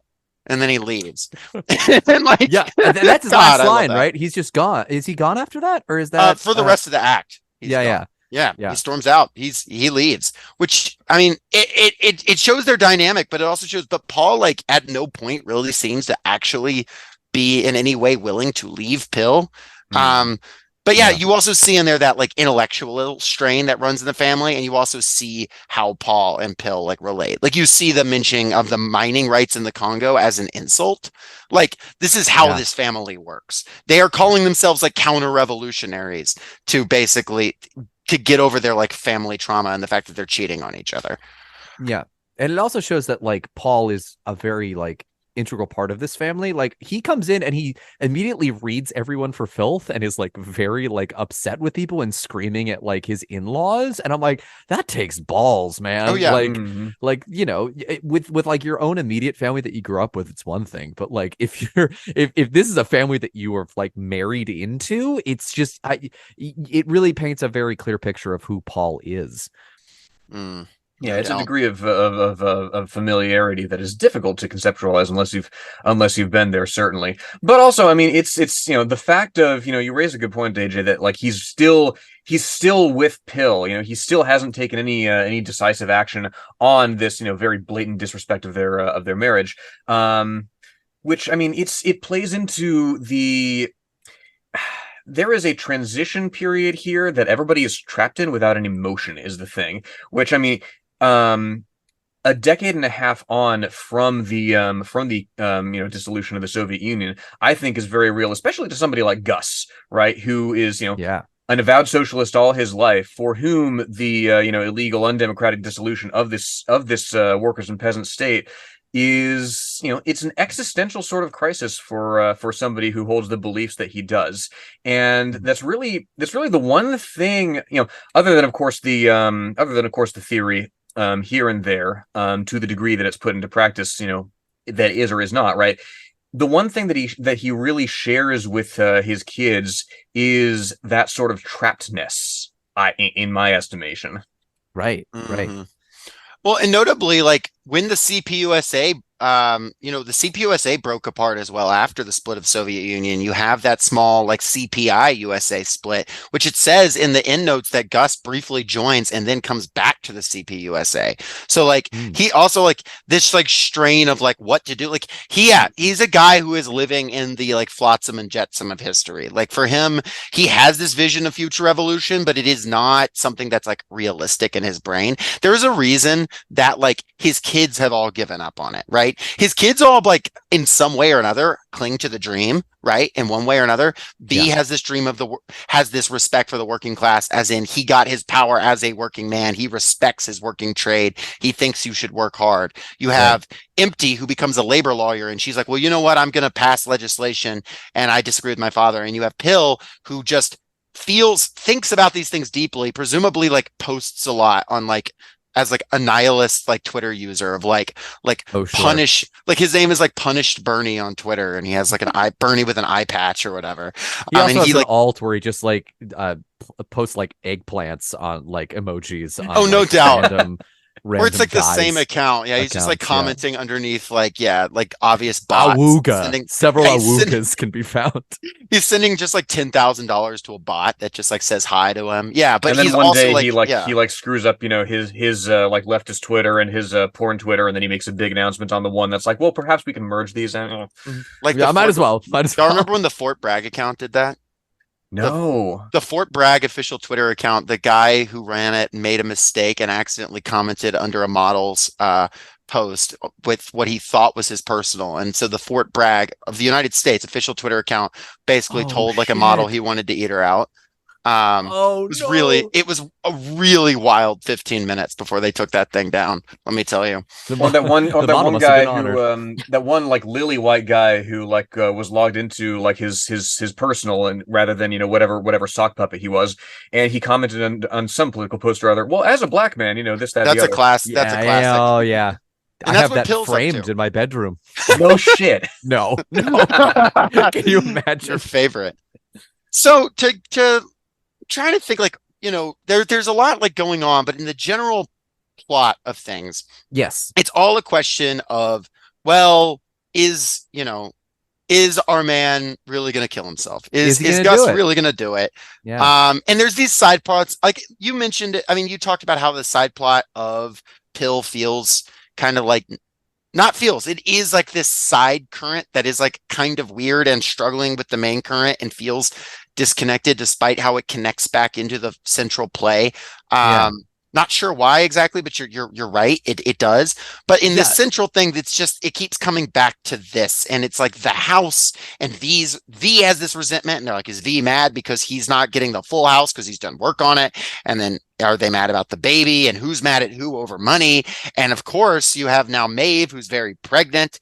I mean, it's just everything that could go wrong is like boiling to the end of Act Two. Yeah, Maeve's a lot of fun. I like Maeve. I like Maeve a lot. She is an apophatic theologian. I believe that's how you pronounce that. Which again, my very limited understanding. It's basically defining God by what God isn't. You know, like it's like, God is certainly not the devil. Like that would be a way of like describing God in apophatic theology. But she also has like this weird habit of practicing cataphatic theology, which is where you define God by what he is. And there's this whole tangent about it. And I was sitting there going, and I looked up the word because obviously I didn't fucking know what either of these theologies meant. And I'm like, okay, so this is in the play. Like there's time spent on this in the play. So there must be a reason why it's in it. And what I actually think the play is it's Kushner practicing apophatic theology about the revolution. And also with a couple of habits of just doing cataphatic theology about the revolution, which is mostly talking about what the revolution isn't and showing what happens to people who follow it and like the fallout in the society that a non-revolution spawns. And then every once in a while giving you a vision of what the revolution could be, like a throuple. Or, I guess. I don't know. Or an old man killing himself. Or an old man killing himself. Or a labor lawyer working on the 97th attempt at a livable minimum wage. Which I think that's the closest, right? Empty to me feels like the character that Kushner most identifies with in terms of politics, right? She is actively working to get things done. And the reason why this is sort of reinforced for me is because on that flight to Austin, I watched Lincoln. And the thing about Lincoln is a lot of movie. It's a lot of movie. It was actually the first draft of it. I don't know if this came up in your research at all, but the first draft of it was like 300 pages. Yeah. It was like a 4.5 hour long film. And he had to cut it down. And when you look at the movie, you're like, there's actually two movies going on here simultaneously. There is the passing of this amendment movie, and then there is the Lincoln personal story movie. And I think they would have been better had they been split into two different movies and like and been like companion pieces, because trying to like winnow it down actually I feel like cheapens both. But the thing about that movie is that it's just a celebration of compromise, right? It is a celebration of centrism. The fact that Lincoln got this done was a thing that gives the John Williams score a nice like boost. And, Spielberg clearly thinks is the way forward.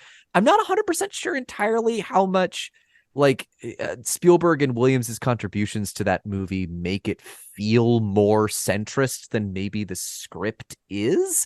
Yeah, but there's a point where there's like this music swelling when they pass this like amendment, but there's also like a vision of like all of these black people like staring down at it, being like celebrating, but it also just doesn't feel like enough. Like it just kind of feels like there is still a compromise made. So I feel like in the script it is a little bit more cynical about the American experiment than this film perhaps makes it seem. But Empty also reinforces that. So like I don't know. I feel like Empty is sort of a continuation of the prevailing compromises of Lincoln being like the most American thing you can be. Well, the challenge, I mean, it also is Lincoln, not to harp on it too much, but Lincoln is also the movie, not the guy, is an adaptation of the book Team of Rivals. And the book Team of Rivals was a must read in the Obama administration in his first thing. So like Obama was like really into the book Team of Rivals. And in fact, used the term Team of Rivals when he brought Hillary Clinton into his administration. So there is also that element going on there too. I would have to, I can't dissect all of it, but I think you're on the right track there with Empty is like the closest thing to what he thinks is sort of an actual successful thing. And listening to interviews with Kushner, him talking about, reformist politics and how we move the ball forward. Yeah, he very much says, he very much said, at least in 2010, I haven't seen an interview on it about this since, but in 2010, he was of the mind that like we don't need a sort of revolutionary change. We are now at a moment of incremental change. Still riding that like 2008 kind of high, I think. Yeah. In Meanwhile, 20 Oscar Eustis is sobbing in the corner to the Yes. Internationale, going, "Come on, you can do this, Tony. Come on, Yeah. we can do this together. Come on." Well, and it's possible that, you know, if you ask Kushner today, I don't know what he thinks today. Not sure. There are less recent interviews on that, you know. Well, But of course, I Gus, agree with you. yes. Well, and Gus has his moment, right? You know, because Mhm. you know, empty has there's that, you know, a third halfway through the play, you know, she's going back and forth with Gus about, well, you know, look what we've accomplished, you know, these reforms, this, that, the other, and Gus is like, yeah, but they can all be beaten back, you know, and stripped away at any moment. And indeed, what somebody who's well versed in history as Gus would say is, well, by the way, all those labor protections won in the New Deal had to be won with the sign on of Southern Democrats, you know. So FDR went into this knowing that a lot of the labor protections that are so vaunted from the New Deal didn't apply to, for example, agriculture, you know, fields where, for example, black workers predominated, right? That's the whole reason that you know, you can work so young on the farm as a teenager, right? Because even in this you know, much lauded negotiation with big business, you know, you still have this carve out that's like, okay, but we can keep black kids out of schools and in the fields. Gus also represents history, right? And the house represents history. And the house and Gus, they're intrinsically intertwined. When Empty is talking to Adam, that's a quote I wanted to read because they've just had sex, which is, you know, it seems that Empty has some kind of understanding with Maeve that it's like not approved of, but it's not like a deal breaker that she can have sex with Adam. It's a little unclear. Yeah, I mean, I think a lot of people in this place sort of excuse sex outside of their marriage, except for Paul. Sue's perfect example. She says straight up, so they fucked around, big deal. Yeah, no, they were emotionally fraught. Of course they fucked, you know. No, this is our family. But no, she says they're talking about selling the house, and Adam, of course, has not laid out on his cards that he's the buyer, and Empty says selling the house will finish him. The house, they died here, you know, talks about the people who died here. If he feels like he's losing his memory, he had a practically eidetic memory, instant recall of the name of every worker he ever met. And back when he was organizing strikes, union drives, he met thousands, their kids, spouses. If his whole remembered life is really dissolving, this place, it's history, our history. It remembers for him. You really don't belong if you can't understand that. And so the death of that, the passing on of that, which, by the way, whether or not Adam gets the house is inconsequential because 2008 is coming, 2009 is coming, like this wave. The house, as representative of the family, the structure, this brownstone that is being able to be owned by this guy on a fixed income, is going to be destroyed by the tides of history either way. So this lingering memory of the working class in this sort of crumbling but still intelligent old man is like, there's this illusion of choice, but like the sort of death knell is coming either way, and Empty is like the person who's standing in the gap, kind of able to like surf that horrible wave. Yeah. Oh man. And sorry, go ahead.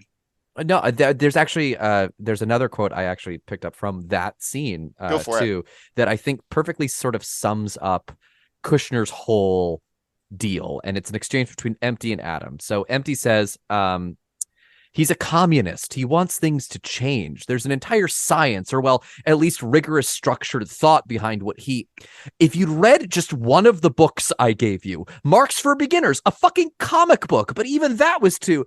Adam interrupts. But that's general, all that political stuff. He misses you. He wants you to be his daughter, just like any other dad. I'm talking about his, you know, heart. You're afraid of that. His heart. You always have been. What he wants in his heart.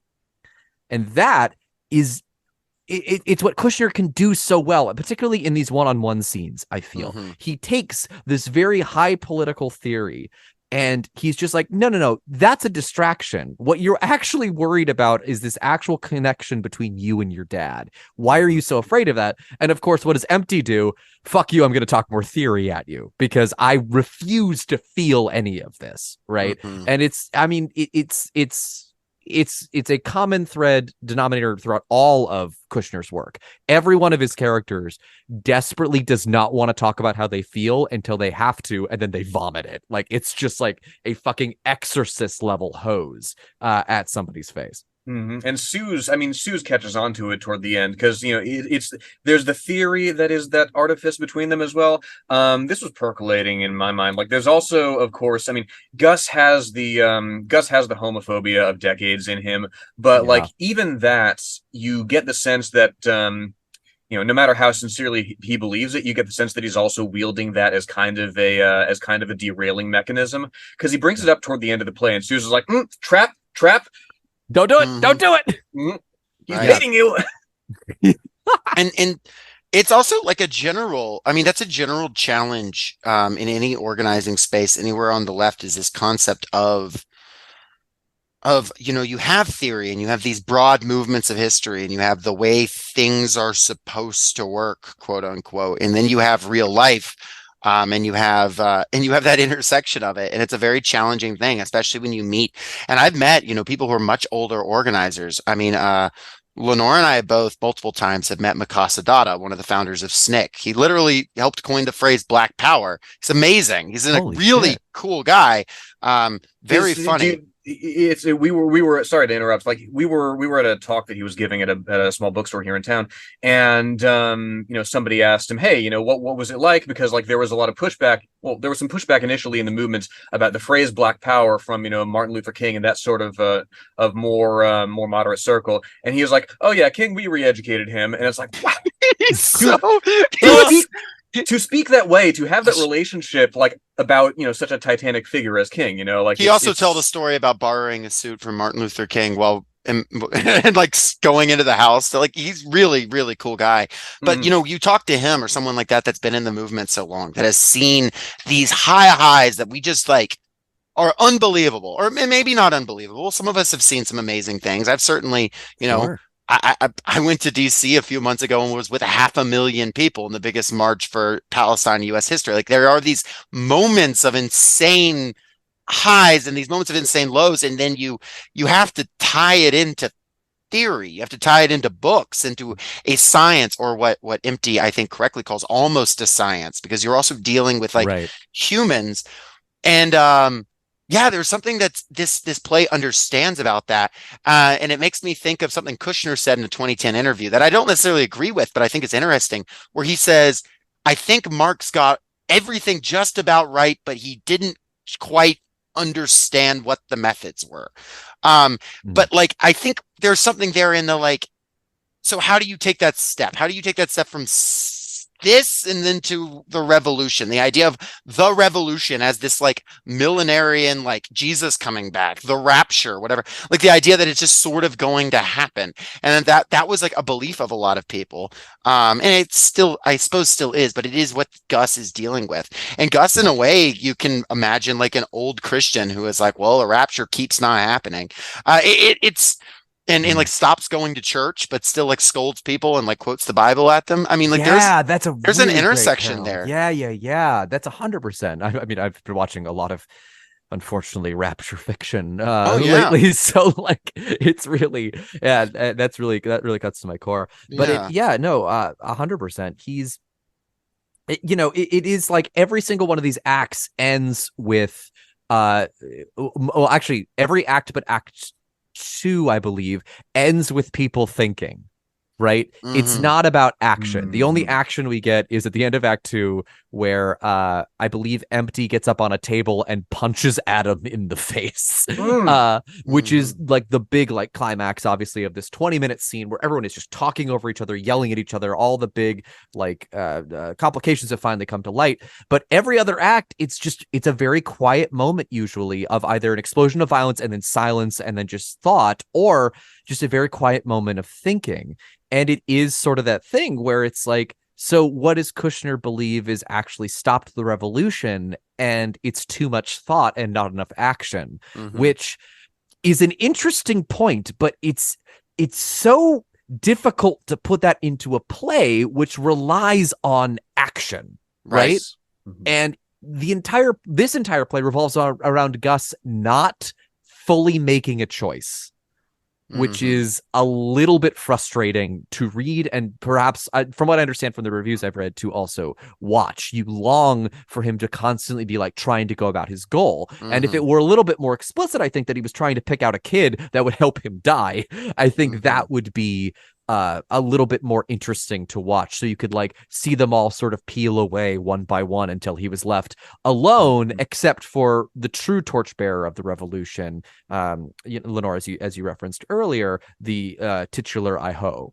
The iHO, who, by the way, through the play gets more and more like understanding of communist theory, which is interesting. Like at the beginning, he's going, "Wow, talk commie to me," kind of sarcastically. By the middle, he's like, "Wait a second, actually, am I alienated from my labor?" Does like a whole thing on it.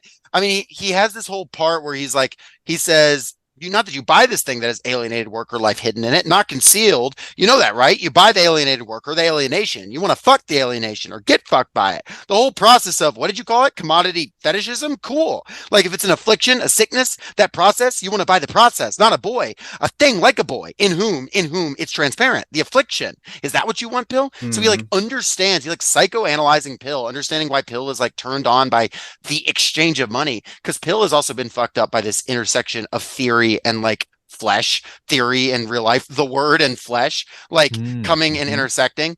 And he's like figuring that out. It's like why Eli, the iHO, is making this synthesis throughout the play. It's very fascinating. There is this wonderful quote that he has in 1-4 here, if I can advance it. The coolest thing about the Marxist shit is permission.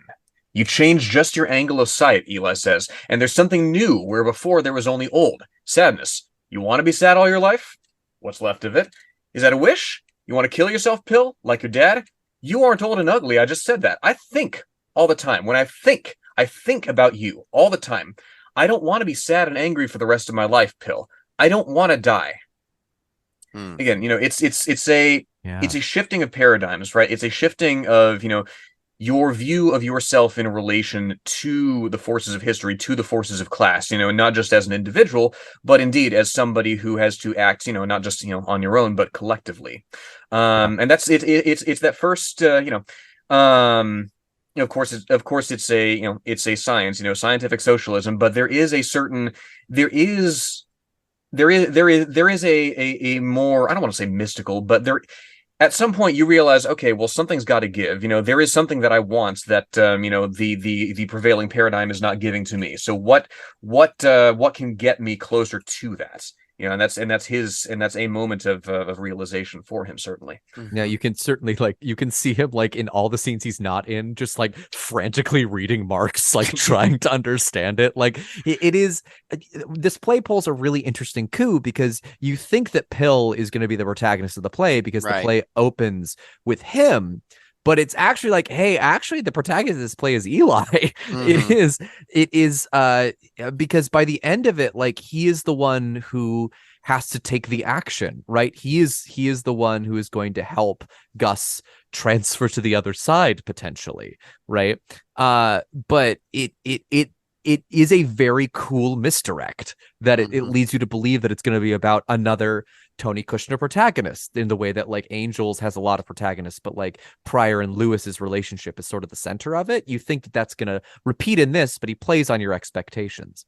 I mean, I don't know if there's anything there, but Elijah in the Bible also, he doesn't die. He's able to transcend death because he everybody else around him, but who knows? There could be something there. I don't know. Yeah. Absolutely. I mean, look, the Kushner went to Kushner really loves religion. Like no doubt. He's read the Book of Mormon for Angels. He read a Christian Science book, I guess, for this play. That makes a cameo. I think Cleo's reading it in the second act here. So I wouldn't put it past him to do an Elijah reference, of course. Right. There's and that the whole thing here is like, you're talking about the equation, you're talking about where things going to kick off, where things going to explode. And it obviously the explosion is here at the end of that second act. It has that moment of just pure franticness.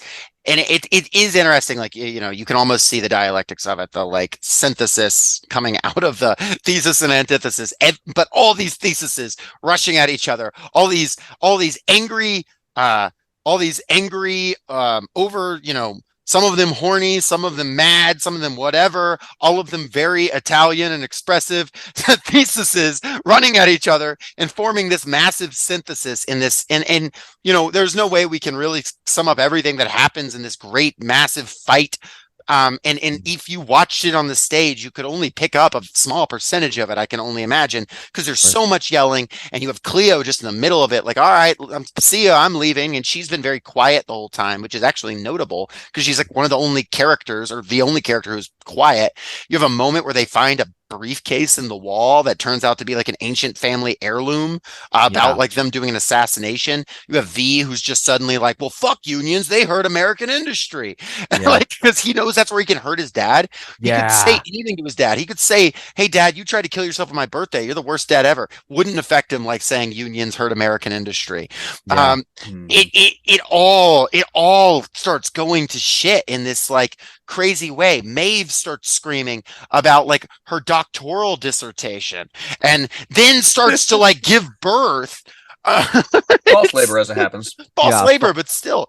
She does have a joke about labor, and she puts her hand on her stomach and labor and wrists her fist, which and then immediately like doubles back over again. It's a great bit. Because there's also like there's some confrontation between Paul and Maeve, because Paul was like the person who like judged her dissertation and like went after her like pretty hard about it, like did not go easy on her. So I guess there's some animosity still left over there. So there's that part of it. But again, you're right. It's just a whole cacophony of noise. Good playwriting tip, by the way.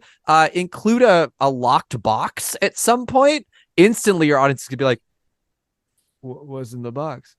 And you can be like, oh, I'll tell you, but you got to stick around for the second act. Yeah, for a second, I thought they weren't going to reveal what was in the box when they went to the next scene. I was like, I'm gonna be so mad.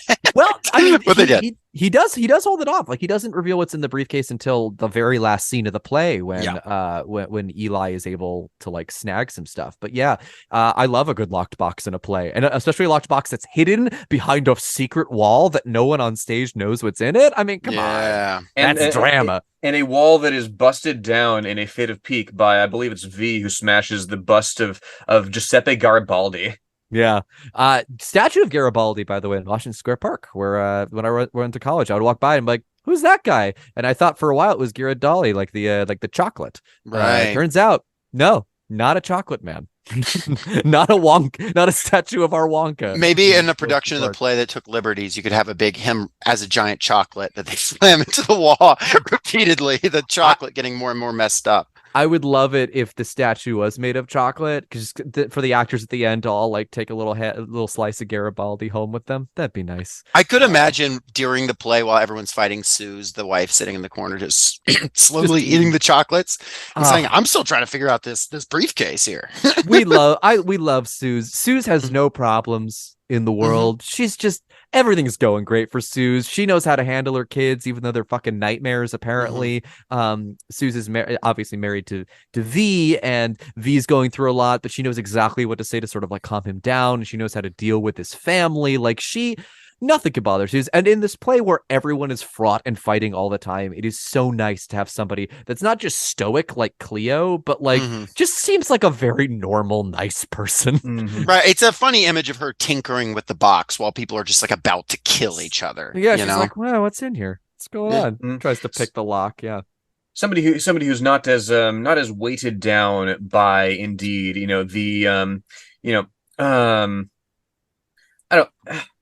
I was going to say weighted down by theory, but, weighted down by history. I'm not to come across as like anti-reading, but, somebody who's not as immersed in her own sauce of one flavor or another, and who's approaching these conditions a little more objectively to get what's beneath them.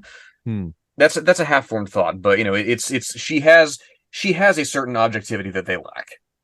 Oh, absolutely. And what's interesting is that like Act 2 is this big climax, right? And you're like, well, what the fuck is left? I mean, Gus has to kill himself or not? Like, that's sort of like the main question you go. And also, what's in the suitcase is like you go into the next thing, into the next act. But Act 3 is just all about breaking up the siblings. right? It's about finally not the whole family fighting, but specifically about the infighting between the three of them, and all of that coming to a head because V has been was not taught theory in the way that Empty and Pill were, and has always felt sort of like an outcast for that. And I mean, V as a character for me is the one that hits the hardest because V seems the most like his arc seems sort of the most tragic because he's carried the guilt with him of his whole life of, his mom dying when he was born and, sort of the pain that caused, but also that his dad just seemed to like exclude him entirely from his life and that there isn't a little bit of blame placed at his feet for his mother's death. And, to his credit, Gus goes out of his way to be like, it was not about that, right? I wanted to protect you because you were your mom to me. And that's a very lovely scene, but he seems like the most in touch with his emotions and like the guy who knows what he wants, right? Which is to repair this wall. Yeah, he's practical. Like, actually, when Gus is like, I'm bored, I'm sad, I'm whatever, V's like, okay, I'll get you a job. I'll do whatever. Like, he's the guy with the solution to the problem.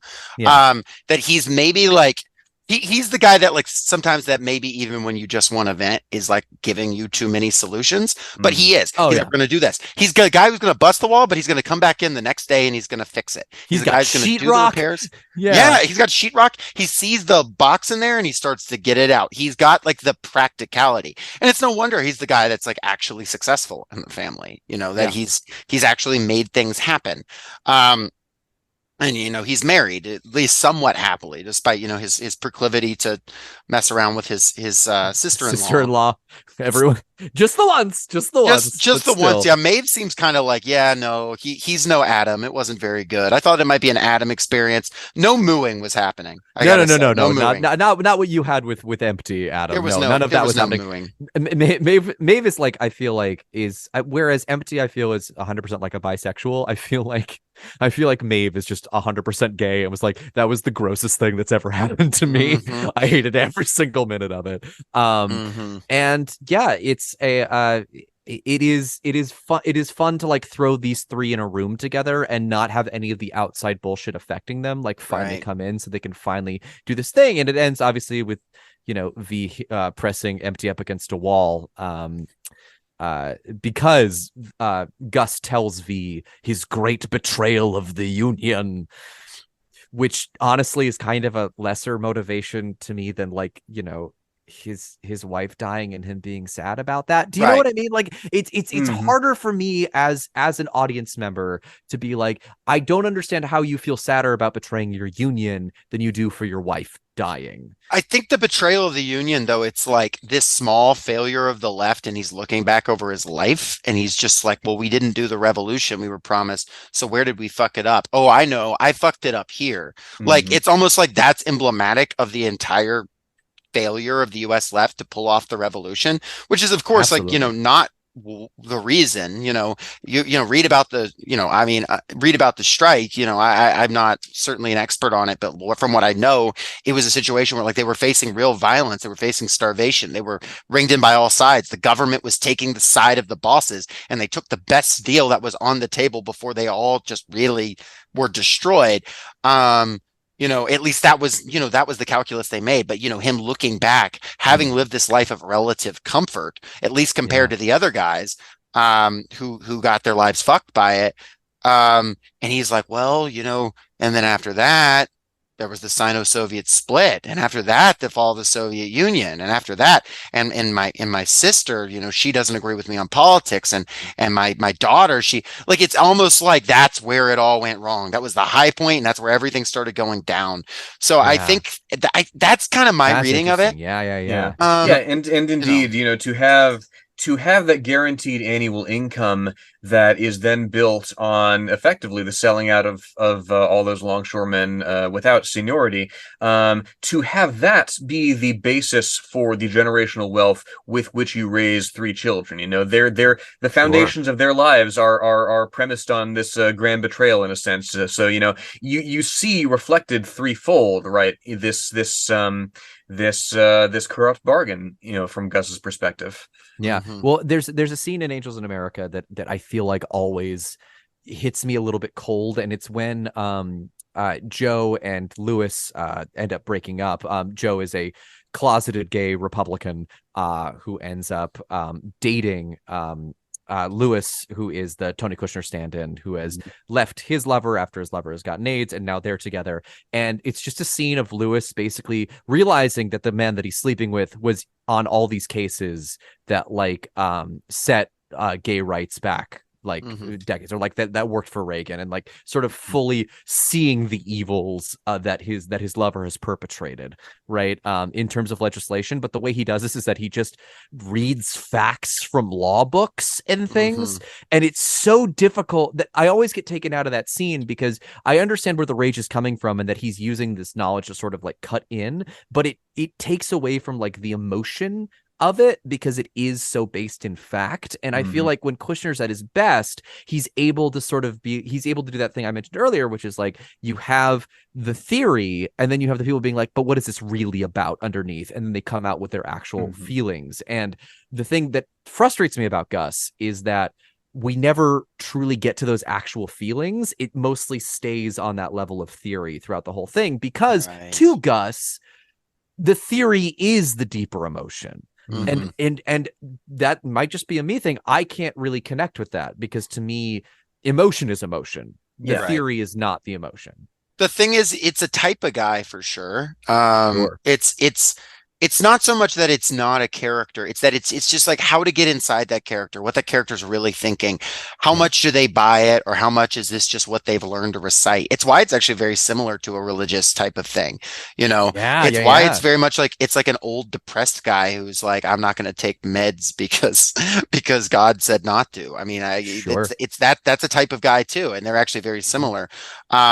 And that's not me saying like, those things are equivalent in that like what's true and what's not about it. It's just anything that is dogmatic, right or wrong, or anything in between, that you cling to in such a way is gonna, and that's what Empty begs him. That's in Empty's big scene with Gus, where she's talking about revolution, that I do want to read. They're hashing out their specific beef, because even though they are the closest, they have this like ideological difference, which like the personal is absolutely political in this family more than personal is always political, but it really is political in this family. She says, you could have done anything. Once you got the guaranteed annual income, you had time to whatever you wanted to do. And then Gus says, there were successes. And she says, even though history's been against you since 80s, Reagan, the air traffic controllers, permanent replacement workers, right to work laws and containerization, globalizing, all the ground that's been lost, you kept going, but you were losing the party, Dad, the whole time, or something much more important. The theory, Marx, the method, that abandoned you. And Gus said, the fuck it did. Historical materialism. You think that's... And Empty said, it's led you to defeat and despair. We agree about so much. We both work with working people organizing themselves into power, into meaning, making meaning of. And Gus cuts her off. Yeah, but we mean entirely different things by doing it, you and me. And Empty says, and you stopped doing the work and I haven't. So if the method's still valid, doesn't that suggest you made an error of belief somewhere? Shouldn't you, Lenin, begin again at the beginning, rethink? Use the time you have, whatever time that is. Get back to work, organizing, work every moment till you can't anymore. And Gus says, yeah, good. And what? Empty says, without an expectation that the working class will rise up to its historical role as agent of, she doesn't want to say it. He waits. Then Gus says, revolution. Give up revolution. And Empty says, yeah, sure. It's a totem word, revolution. It's a magic charm. Admit it. And Gus says, why not? Maybe I can get a few Mexican dishwashers to sign union membership cards, even though they don't have green cards. Or I can go to law school like you and work on the 97th failed attempt to get a meaningful minimum wage. And then, of course, Empty says, oh, fuck you. And then they start going back and forth. And they fight back and forth. And this is where really you have this fundamental disagreement. You have Gus saying, these reforms, they're just putting paddings on the chain of the working class. And it's interesting because Kushner talks about how he read a lot about left history ahead of this book, and these are the same arguments being had 100 years before this. This is the same arguments being had between in specifically 100 years before this, and she quotes Bernstein, literally between Lenin and Bernstein, between Rosa Luxemburg and Lenin and Bernstein and Kautsky and all these guys are literally arguing about that on a century before this, at this exact time, about this. I mean, Luxemburg writes the book Reform and Revolution about this very argument. And it's this idea of like, it's been a century and like, it's a non-resolved issue with arguments on both sides. And there is just this sort of feeling of like, well, we should just empty, saying we should just do what we can, but her name is literally empty, right? Like that feels empty. That feels like it is coming from a place of like, well, we're going to sort of strike out at the void. We're going to, rage against the dying of the light. And then there's the practical side of that V would answer. V would say, well, fuck raging against the dying of the light. I would like something practical, which Empty would also say. And then Gus, it's this circular thing that this family has been sort of trapped into, and there's no fundamental answer to it. It's a lot. let me ask the both of you, who in the family do you most identify with, I suppose politically? Like who would you say is the closest to being your champion if you had to choose one? I tend to be a Gusite, right? And that's part and parcel of that is the very last scene, which we'll get into. But it's that nagging sense of yes, reform is critical to ease the burden of the working class under capitalism, but it's any reform that you reform into can be unreformed. That's just the nature. That's just the nature of the the dictatorship of capital that we live under. The chains can be loosened, but not necessarily. But the point is eventually to break them, and that's something that right. I can't shake. I would agree. I would just like kind of amend it with like, you don't want to be anyone in this play. Obviously, no one's having fun here. That's fair. Yeah, I do not want to be a 72-year-old suicide. I think I'd like to be Sue. Sue seems fine. Sue seems fine. Yeah, Sue seems fine. I think that like Eli and there is something of Eli. There's something of Eli in here too, right? Like there's something of like he does not have a particular political affinity, but he does represent possibility of some kind of synthesis of these ideas. He represents some kind of like next step. That's why he's in the last scene. Yeah. Right. And so like Eli would be the easy answer to say, well, I represent the next possibility. Well, that's a kind of a cop-out. But for all that Gus is wrong about, he's right that there is this like crash coming, right? Sure. And that creates a new period, that like creates a new condition. Given my, and Lenore as well as organizing history, we belong and we belong to an organization, but also to a movement that really like has ebbed and flowed. But like prior to 2008, I know people who were like involved in organizing that were just told like, oh, fuck you. Like it's over. Like, and after 2008, there was a fundamental paradigm shift. Now it's actually less 2008 and more Occupy that really is the paradigm shift. Yeah. And there's a bunch and it happens over and over. But this idea of like, there is going to be this moment, there's going to be high moments and low moments. Gus doesn't seem to quite have it figured out emotionally, but intellectually he's tapped into something that's true. It's just that like, you can read Marx and go to therapy. That's fine. You're allowed to have emotions, and Gus hasn't quite gotten that. So, maybe Eli will, because Eli maybe iHO will. Guys will literally slash their wrists and leave a brownstone to their kids instead of go to therapy. Jesus Christ. That should be on the poster of every production of this play. Oh my God. Yes. I gotta say, I saw the posters they had for the play and I didn't dig them. They Really? weren't very pretty. Yeah, I didn't like no, them. there was one. I don't know. I don't want to pick on it because I don't know if it was an official poster, if it was just a community theater one, but it was just like it was a picture of the guy playing Gus, and then like the three kids in the background being like, yeah, that troublemaker, like standing behind him in the Like it's a brownstone. sitcom. Yeah, it kind of, yeah, A yeah. sitcom set in this brownstone, just laugh tracks. Oh God. I mean, to be fair, I think there could be something very unnerving about Oh that. my God. If the laughs happen at the wrong time. God, I where love would you put a laugh track in this play? Jesus. I mean, there are laugh moments. Yeah, there certainly are laugh moments, but you just can't. You wouldn't be able to hear any in that big like climactic scene where everyone's talking over each other. If you put a laugh track in there, you wouldn't hear shit. There's only a couple moments with solid laugh track. There is the one part where Pill says, I think, where Pill says, you wanted to give him a matching set of where because after Gus said he was going to kill himself on the same day as his wife. On V's birthday. So that's like the one like laugh track line. And then obviously that's dark as shit. So. Adam gets up on the table. He's like, V fucked Maeve, and the whole crowd is like, God. oh, God, Adam at the end of that scene. Just yeah. What a drunk idiot. Yeah, love him. We at this point we're kind of like the end of everything kind of resolving itself or not resolving itself. Yeah, home stretch.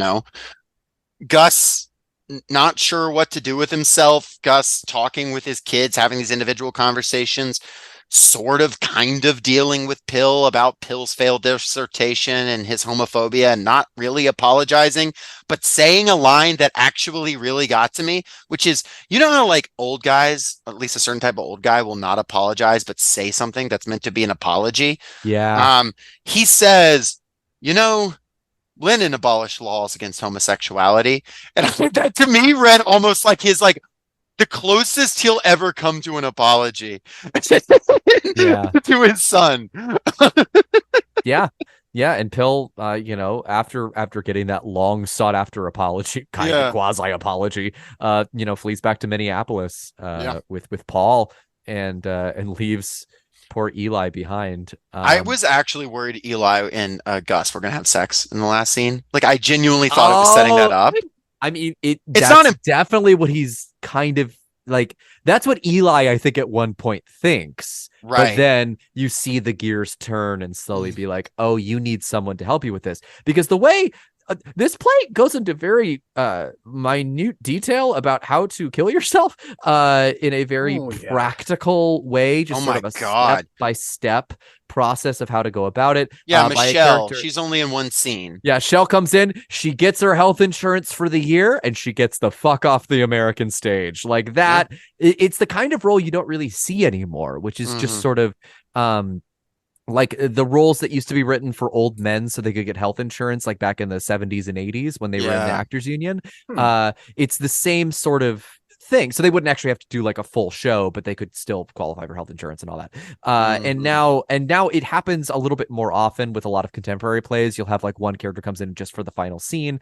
But it's only at theaters that can afford to pay an actor to come on and do one scene, which obviously Kushner could afford. So Shell comes on and gives a very sweet monologue and a very sad monologue about how she helped her husband die, and that the thing that really got me was that there's this whole collection of pills in this giant Tupperware, and the idea is that any pills that you yourself have, you can put inside of there to help the next person down along the line. And in a way I feel like when Gus sees that, he's just like, oh, the revolution's here. Like, you know what I mean? Like it's mutual aid. Yeah, it's the most mutual aid you could possibly be about killing yourself. And it's like that's the moment where because Empty's the only child left at this point by his side, and that's the moment where Empty realizes that he needs her to help because there needs to be someone to monitor, to watch over, to make sure it all goes correctly. And what a horrible thing to do to your child. What a monster Gus is in this moment to make his kid do this. And I mean, the way he justifies it, I think is very interesting, but also I can't get behind him on this. Of course, yeah. Gus is canceled. And he has this like long moment, this like long monologue, not long monologue, but this moment where he says, You know, once I'd look at the world where most people see only solid stone or chaos, I could see through that. The theory and the method, I could see systems, fixities, but between the fixities, I saw forces of attraction and repulsion. And I could see how the balancing of these forces kept the fixed things in place, how systems survive by paralysis, antithetical to life. And I'd learned, and I know, if you change the balance of these forces, if you find a way to become an agent of imbalance, instabilities will occur. Fixities will become unfixed. It isn't magic, but it felt like magic. Now I see only what most people see. A system in place. I'm trapped in it, like everyone is. The injustice of the world that's triumphant now, that's been building its triumph for a long time. Its triumph is chaos, and the prison is, I can't see it, Agent, a class capable of altering the balancing of forces to produce its destruction. Without the hope of that, I can't see anything of any meaning to think about and anticipate and work towards. Either I accept that the future means nothing, that there is no future, and I surrender to despair, or, Empty says or, yeah, or, I refuse despair. I apply my discipline, my training. I apply what's left of my cold, objective eye to my surroundings, and I free myself. The only real death is to live meaninglessly, a hopeless animal, a dead thing. It isn't my death that's my despair. It's my life, my death, my suicide. That's my hope. And it's, I mean, it's so perverse. It is. On It its is face. also it is also, that line is metal as fuck. Yeah, my of course. suicide, that's my hope. That's like a 13-year-old carving that into a wooden desk. Yeah. Christ, tourniquet, my suicide. You know, the Evanescence shit. Exactly. No, Mhm. exactly. I think this next exchange is also useful. Yeah. Because Empty then her rebuttal is, but I have to live. Right. I have an effect in the world, on the world. I work to change specific actual conditions. Even if you don't respect or see any value in what I do, here I am. I'm your child. You have to endure this life you hate for me so that I won't be afraid. To which Gus responds, I'm going to do my best Gus here, so just go with me on this. You got this. I make you feel safe. Maybe for that alone, I deserve to die. And then it says Empty's taken aback. Some bell goes off. What do you think that bell is? Yeah, I was going to ask. That's the biggest, that's the one for me. Why in that moment does she realize what his plan is? It's just like, does she finally see that he's like playing her a little bit with that line? I don't, that's a moment that I really wanted to ask y'all about, because yeah, I'm stumped. It's a thing I thought of. Lenore, did you have a thought off the top of your head? Because I have a long guess, but Because what it is, and perhaps I'm engaging, a little too facially with this, but the meaning of those specific words is that, he is placing her in a position where she has less to struggle with, right? You develop politically through struggle, and if she's not confronted with that sort of thing, in his mind, necessarily she's going to be divorced from objective conditions that push her to do what she, in his eyes, actually needs to do, right? And he's like, oh well, am I really just thickening the prison walls around my kids, by providing them with this measure of security, right? Has my role in the revolution simply been to de-radicalize my children, and to forestall, whatever role they may play in what needs to be done. yeah.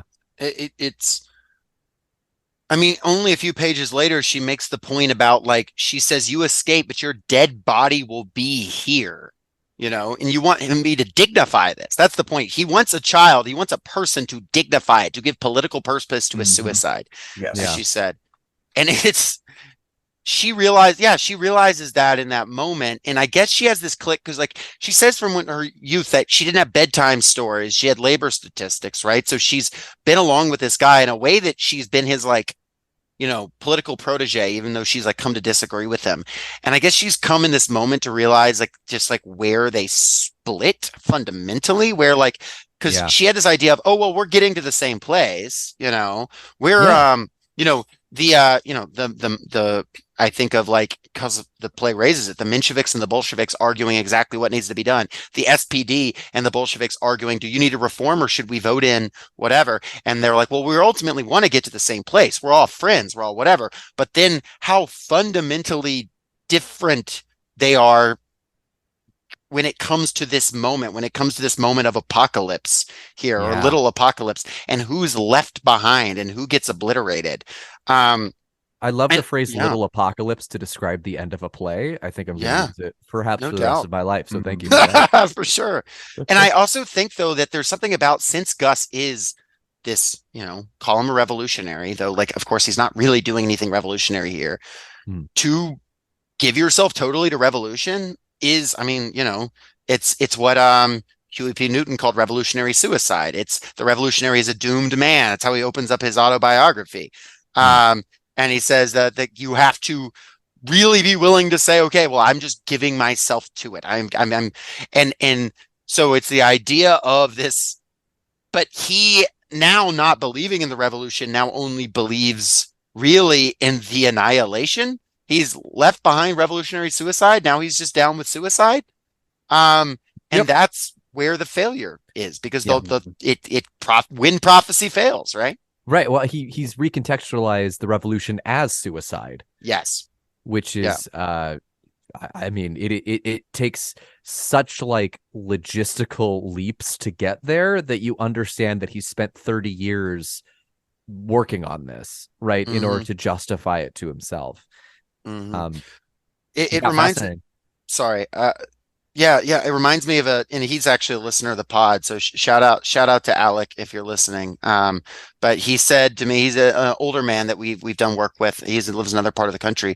But he said, when I was your age, I thought, or something like that. He said, I thought I'd be dead on the barricades by now. And he says, now I realize that like my role is not that. He says, my role is a life of revolutionary sacrifice. And that's something that's kind of fucking sucks, especially if you live in 2008. Like, and it feels like it's just gone. It's just over. You haven't seen Occupy Wall Street. You haven't seen even you haven't seen a Bernie Sanders type thing even. And not that Gus would necessarily be a Bernie guy, but to see people using words like socialism. You haven't seen the George Floyd uprisings. You haven't seen anything like that. Just jingoism in the Iraq War, really. Right, exactly. It's just gone. It's just it can only, you see the Communist Party endorsing John Kerry. Right. Right. You can understand how you come to that moment. And so the but Empty is asking him, that sacrifice Empty is asking of him here is real revolutionary suicide in a type of way. But nevertheless, it's Eli that it ends with. It's not Empty, because she's got a life to go live. And she's going to fight for what she's going to fight for, but ultimately it's with Eli. She does not want that baby. She does not want that baby. No. We know. Yeah. God, no. But ultimately, it's V and it's Eli, and or not V and it's Eli. God, it's Gus and it's Eli. That's a whole. I don't even know if they ever speak. It's Gus and it's Eli. Cyberpunk on the brain, right? And it's just the question of, what are you going to do? Have we delved specifically into the contents of the suitcase? Because I feel like that's important for the little moment. That's where it comes out right in this scene. Is between Eli and you Gus. Can, if you want to summarize that quickly. Essentially, it's so, of course, the ancestor of Gus's, right, that was in this anarchist chorus club, right, that this You're always gonna have an art activity. He's not making it up. Anarchist, it's a real thing. Legit, like anarchist chorus club. Like just imagine, like, your first tenor going to Italy to assassinate King Umberto because he's commanded the troops to violently put down this bread riot because it's too expensive to buy fucking food, right? That's how first tenors be. Yeah, and what they distract with a high C, and then they shoot you in the face. Yes, yes, that's and you know what happens? Like he goes and he shoots the king of Italy, and there's this turmoil, and the group is like, okay, well, we need to disband and we need to lie low, and they pool their money to buy this guy a ticket out of the country, and those pledges are what is in the suitcase. That's what Gus keeps. That's what Gus keeps around. Notably, I don't think we mentioned this. There's controversy in the first. There's a kerfuffle in the first couple of scenes of the play because he's burned some old labor history that that Pill was planning on collating. Right. This is yes. This is what he keeps from labor history, not the registry of this, that, or the other person who was engaged in the longshoreman strike, but the pitching in of these people who are adjacent to this this propaganda of the deed, essentially. And not not that Gus is an anarchist, not that we're anarchists or that we fetishize that sort of thing, but to me, this that he keeps and he explains to Eli is an acknowledgement of, look, something's going to give at some point. You can't predict what it's going to be. All you can do is write it out. Yeah.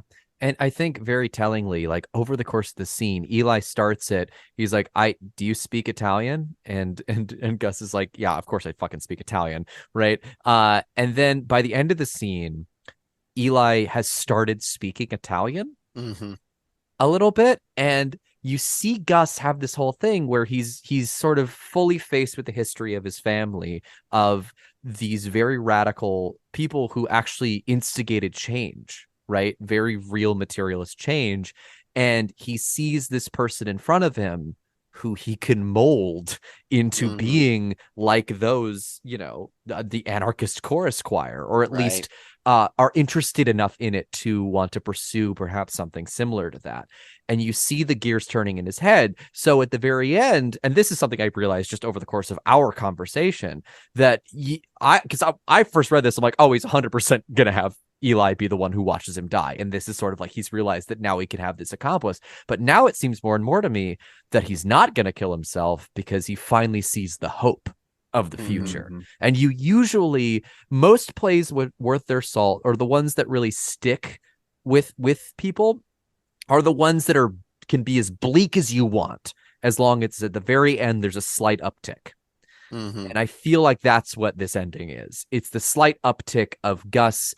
He's for once actually not considering not killing himself. I think perhaps for the first time in the whole play, he's like, oh, there is finally hope for me. There might be a revolution after all. And I put it at the hands of this I sex worker. Yeah. And I find, the ending frustrates me for sure. Yeah, well, talk about that. Why? It's not something I can because an ending doesn't have to have an answer. I'm not trying to be like, oh well, answer one way or another. That's not necessarily what a play has to do. Yeah. But I do think, because this whole show has been this fight over whether or not he's going to kill himself, I have an investment in that question, that when I come to the end and he's thinking about it, and everyone's kind of left from around him, I guess I don't want to. Answering one way or another probably does throw it off thematically. Maybe I was just personally frustrated because I do want to know what he does. I want to know what the next steps are. But I guess that also, I think in a way that makes Kushner have to kind of commit to a sort of something politically, or at least what Gus is politically. Like there has to be some kind of political solution, not that Kushner is putting forward, but that the character of Gus is putting forward. And the fact that it doesn't, is kind of confusing to me, because it's not like we have to believe what Gus does is right, but I am interested to know at least what Kushner thinks the Gus character, what step he's taking. And he doesn't even have to say, oh, I'm not going to kill myself, but something about the ending on I'm thinking, just very much I just felt kind of frustrated. I felt kind of blue-balled by it. I don't know, but I also get maybe Kushner's would listen to that and say, perfect, that's exactly how you should feel. And fair enough, but it will strive you to action. It's one of those things that a lot of political playwrights, and even though he not necessarily might not necessarily think he is a particularly political playwright, he's wrong, but there's a point where like it's sort of like the Cradle Will Rock thing, right, where it's just like all of this stuff has been incited, and now you as the audience have to go finish the play yourselves. You have to now go start the revolution. I've put the question in your head, I've made you think, now go put that into action. And Kate Jemison, the ones who stay and fight. Now let's get to work. Yeah, the great work begins, as Kushner is ought to say. Well, one way or another, it ends, and maybe the revolution will be prostituted, will be an OnlyFans. He'll fund the revolution with his. Yeah, it's gonna be. It won't be televised, but it will be live streamed on OnlyFans for $10 a month, because Eli definitely is in the OnlyFans game right now. Oh, as an iHO. As an iHO, he has to be. Yeah, he's making mad money on that. And he's like arguing with people. Imagine like a OnlyFans where the guy just argues with you about like Marxist theory, and then like sends the occasional ass pic. There's an audience for that. And his name is Tony Kushner. No doubt. Well, in a sort of, to put my bow on this thing, I think there is so much here. I'll say I want to see this play so bad. Like that's one thing I'm walking away from. I worked so hard to find a recording of this online. Any recording, it's not anywhere. If you have one, send it to me. But I will see this. Yes, exactly. But I want to see this in person if I ever can, really, very much so. And there's something there just about the end of this period that lasts from the fall of the Soviet Union to, I'd say, about 2008, that this is very emblematic of. And I don't know what, and that Kushner is kind of wrapping up with a bow at this like end of this like this one phase of what seems like perfect capitalist triumph that then gets kind of overturned as history comes back. History does not end. History comes back. And I think it captures it in a really unique way. So even though I'm frustrated by parts of it, even though obviously I disagree with Kushner on things, even though there's places in here where I'm just like, just have the characters talk one at a time, while reading it, I really did like this. I really did enjoy reading this. And I really appreciate you bringing this to us, AJ. Yeah. Seconded. This something else that occurred to me just as we're talking about this, like there is something constructive about Gus's translation of Horace's Epistle 16 that I do want to unpack a little bit here. Which I think adds a little bit of context to what he to the process of decision making, if not his final decision, right? There's bits and pieces here where you have words crossed out, right? Where he's thought about how he wants to translate something, and then he's made a decision. In stanza 4, because there's the Latin and then there's the English, I suppose, if you want to translate it yourself. Stanza 4, it's like a little puzzle. It's a little happy. Yeah, a little neat puzzle book at the end, right? It's only so fool is crossed out here, and it says only a moron denies out of pride that he's got ulcers. Skip a bit. In stanza 5, they build you up today to knock you down. Down is crossed out, to knock you flat tomorrow. They make you now big shot. Big shot is crossed out here and replaced with console, right? Do you see? What I'm getting at here is like there are traces of the mid-century, Italian immigrants. There are traces of the New York City slang in here. Now he doesn't go whole hog with it, right? He crosses out big shot. He crosses out, something that would have been, an expression that would have been, totally foreign to the context from which he draws it. But part of picking up this torch and part of translating this theory into practice is making those decisions for yourself, right? Is meeting the conditions and the masses who are ultimately going to be the driver of revolution where they are with these ideas, and allowing them to take shape in ways that you will not necessarily know they will be shaped into, but just trusting that they will be carried forward to some sort of project. Beautiful. Yeah. I mean, as an Italian, all I can say to that is buca di beppo. There is a restaurant called Buca di Beppo near where I live that does like family style Italian dining. Oh yes, no, And that's a chain. That's yeah, see, okay, cool. Yeah. Well, so my friend was texting me about it at one point, and her it auto corrected to beep de beep, Beep de beep. beep de beep. and that and that has stuck with me for fucking ever. Do you know what it actually means? What does it mean? Buca di beppo. It basically means it's like it's buca means mouth, Yes. and di beppo means of Joe's. So it's basically like it's Italian slang for like Joe's hole in the wall, but the literal translation is basically Joe's hole. Maybe that's where you find the iHO that'll carry the revolution into the future. That's true. It Yeah! all comes full circle. So does the iHO. Yeah. AJ, Yeah. where can people find you? What do you have to plug? Cool, great. I do a podcast every week called The Worst of All Possible Worlds. We do case studies, the pop culture of a dying empire. And this week we just released an episode about Donkey Kong Country, the animated series, which I think is the most thorough examination of that TV show that's ever existed. I might be wrong. There might be a YouTube video essay that I just have not seen anywhere, but you know, it's pretty good. We had a really good time with that one. I listened to that this morning. It's really intriguing, and I highly encourage y'all to check it out.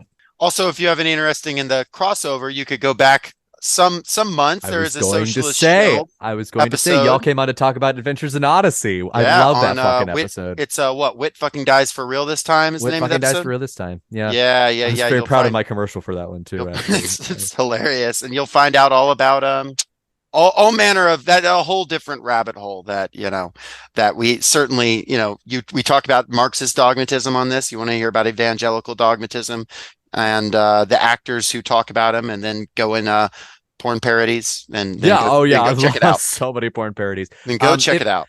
Yeah, I would also just like to plug, if I could for a second, your podcast, the podcast that you are currently listening to and that we are currently on. I think what y'all are doing is just like some of the most intelligent and incisive, like critical critique of like books that I will probably never read because I am illiterate, but canonically, but it is so important. And on top of all that, it's so lovely to see that you not only talk theory, but you also put it into action in a way that the characters of the play that we just talked about sometimes struggle with. But, for as difficult as it is, you both make it seem like it's the most natural and easy thing in the world, because it is about caring about other people and making sure that lives are better for other people. And I cannot commend you both enough for that. And it is such an inspiration, I know, to me and to pretty much anyone who listens to you. So as someone from the other side of listening to like actually be able to come on here and tell you all that, I think I speak for the audience when I say thank you truly for what you do. Thank you. For somebody who is played a part in inspiring us to this moment now, a year in, that means a whole hell of a lot.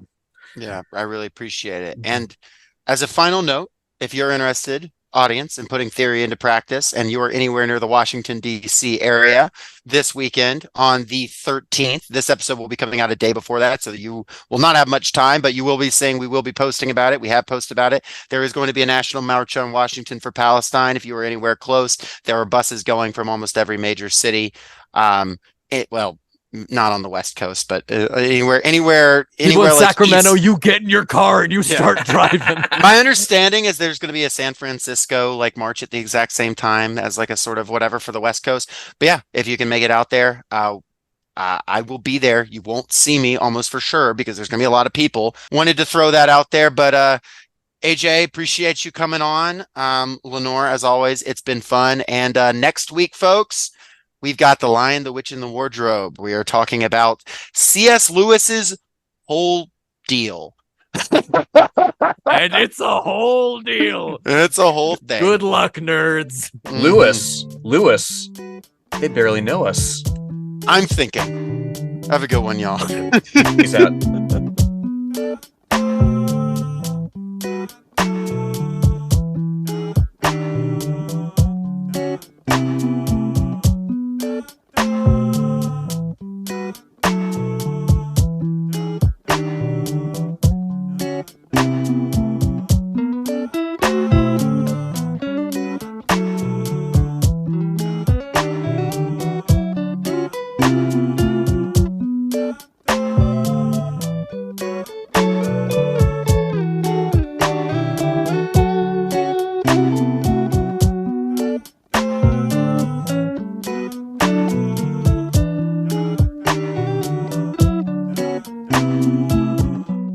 Thank you for listening to Socialist Shelf Radio.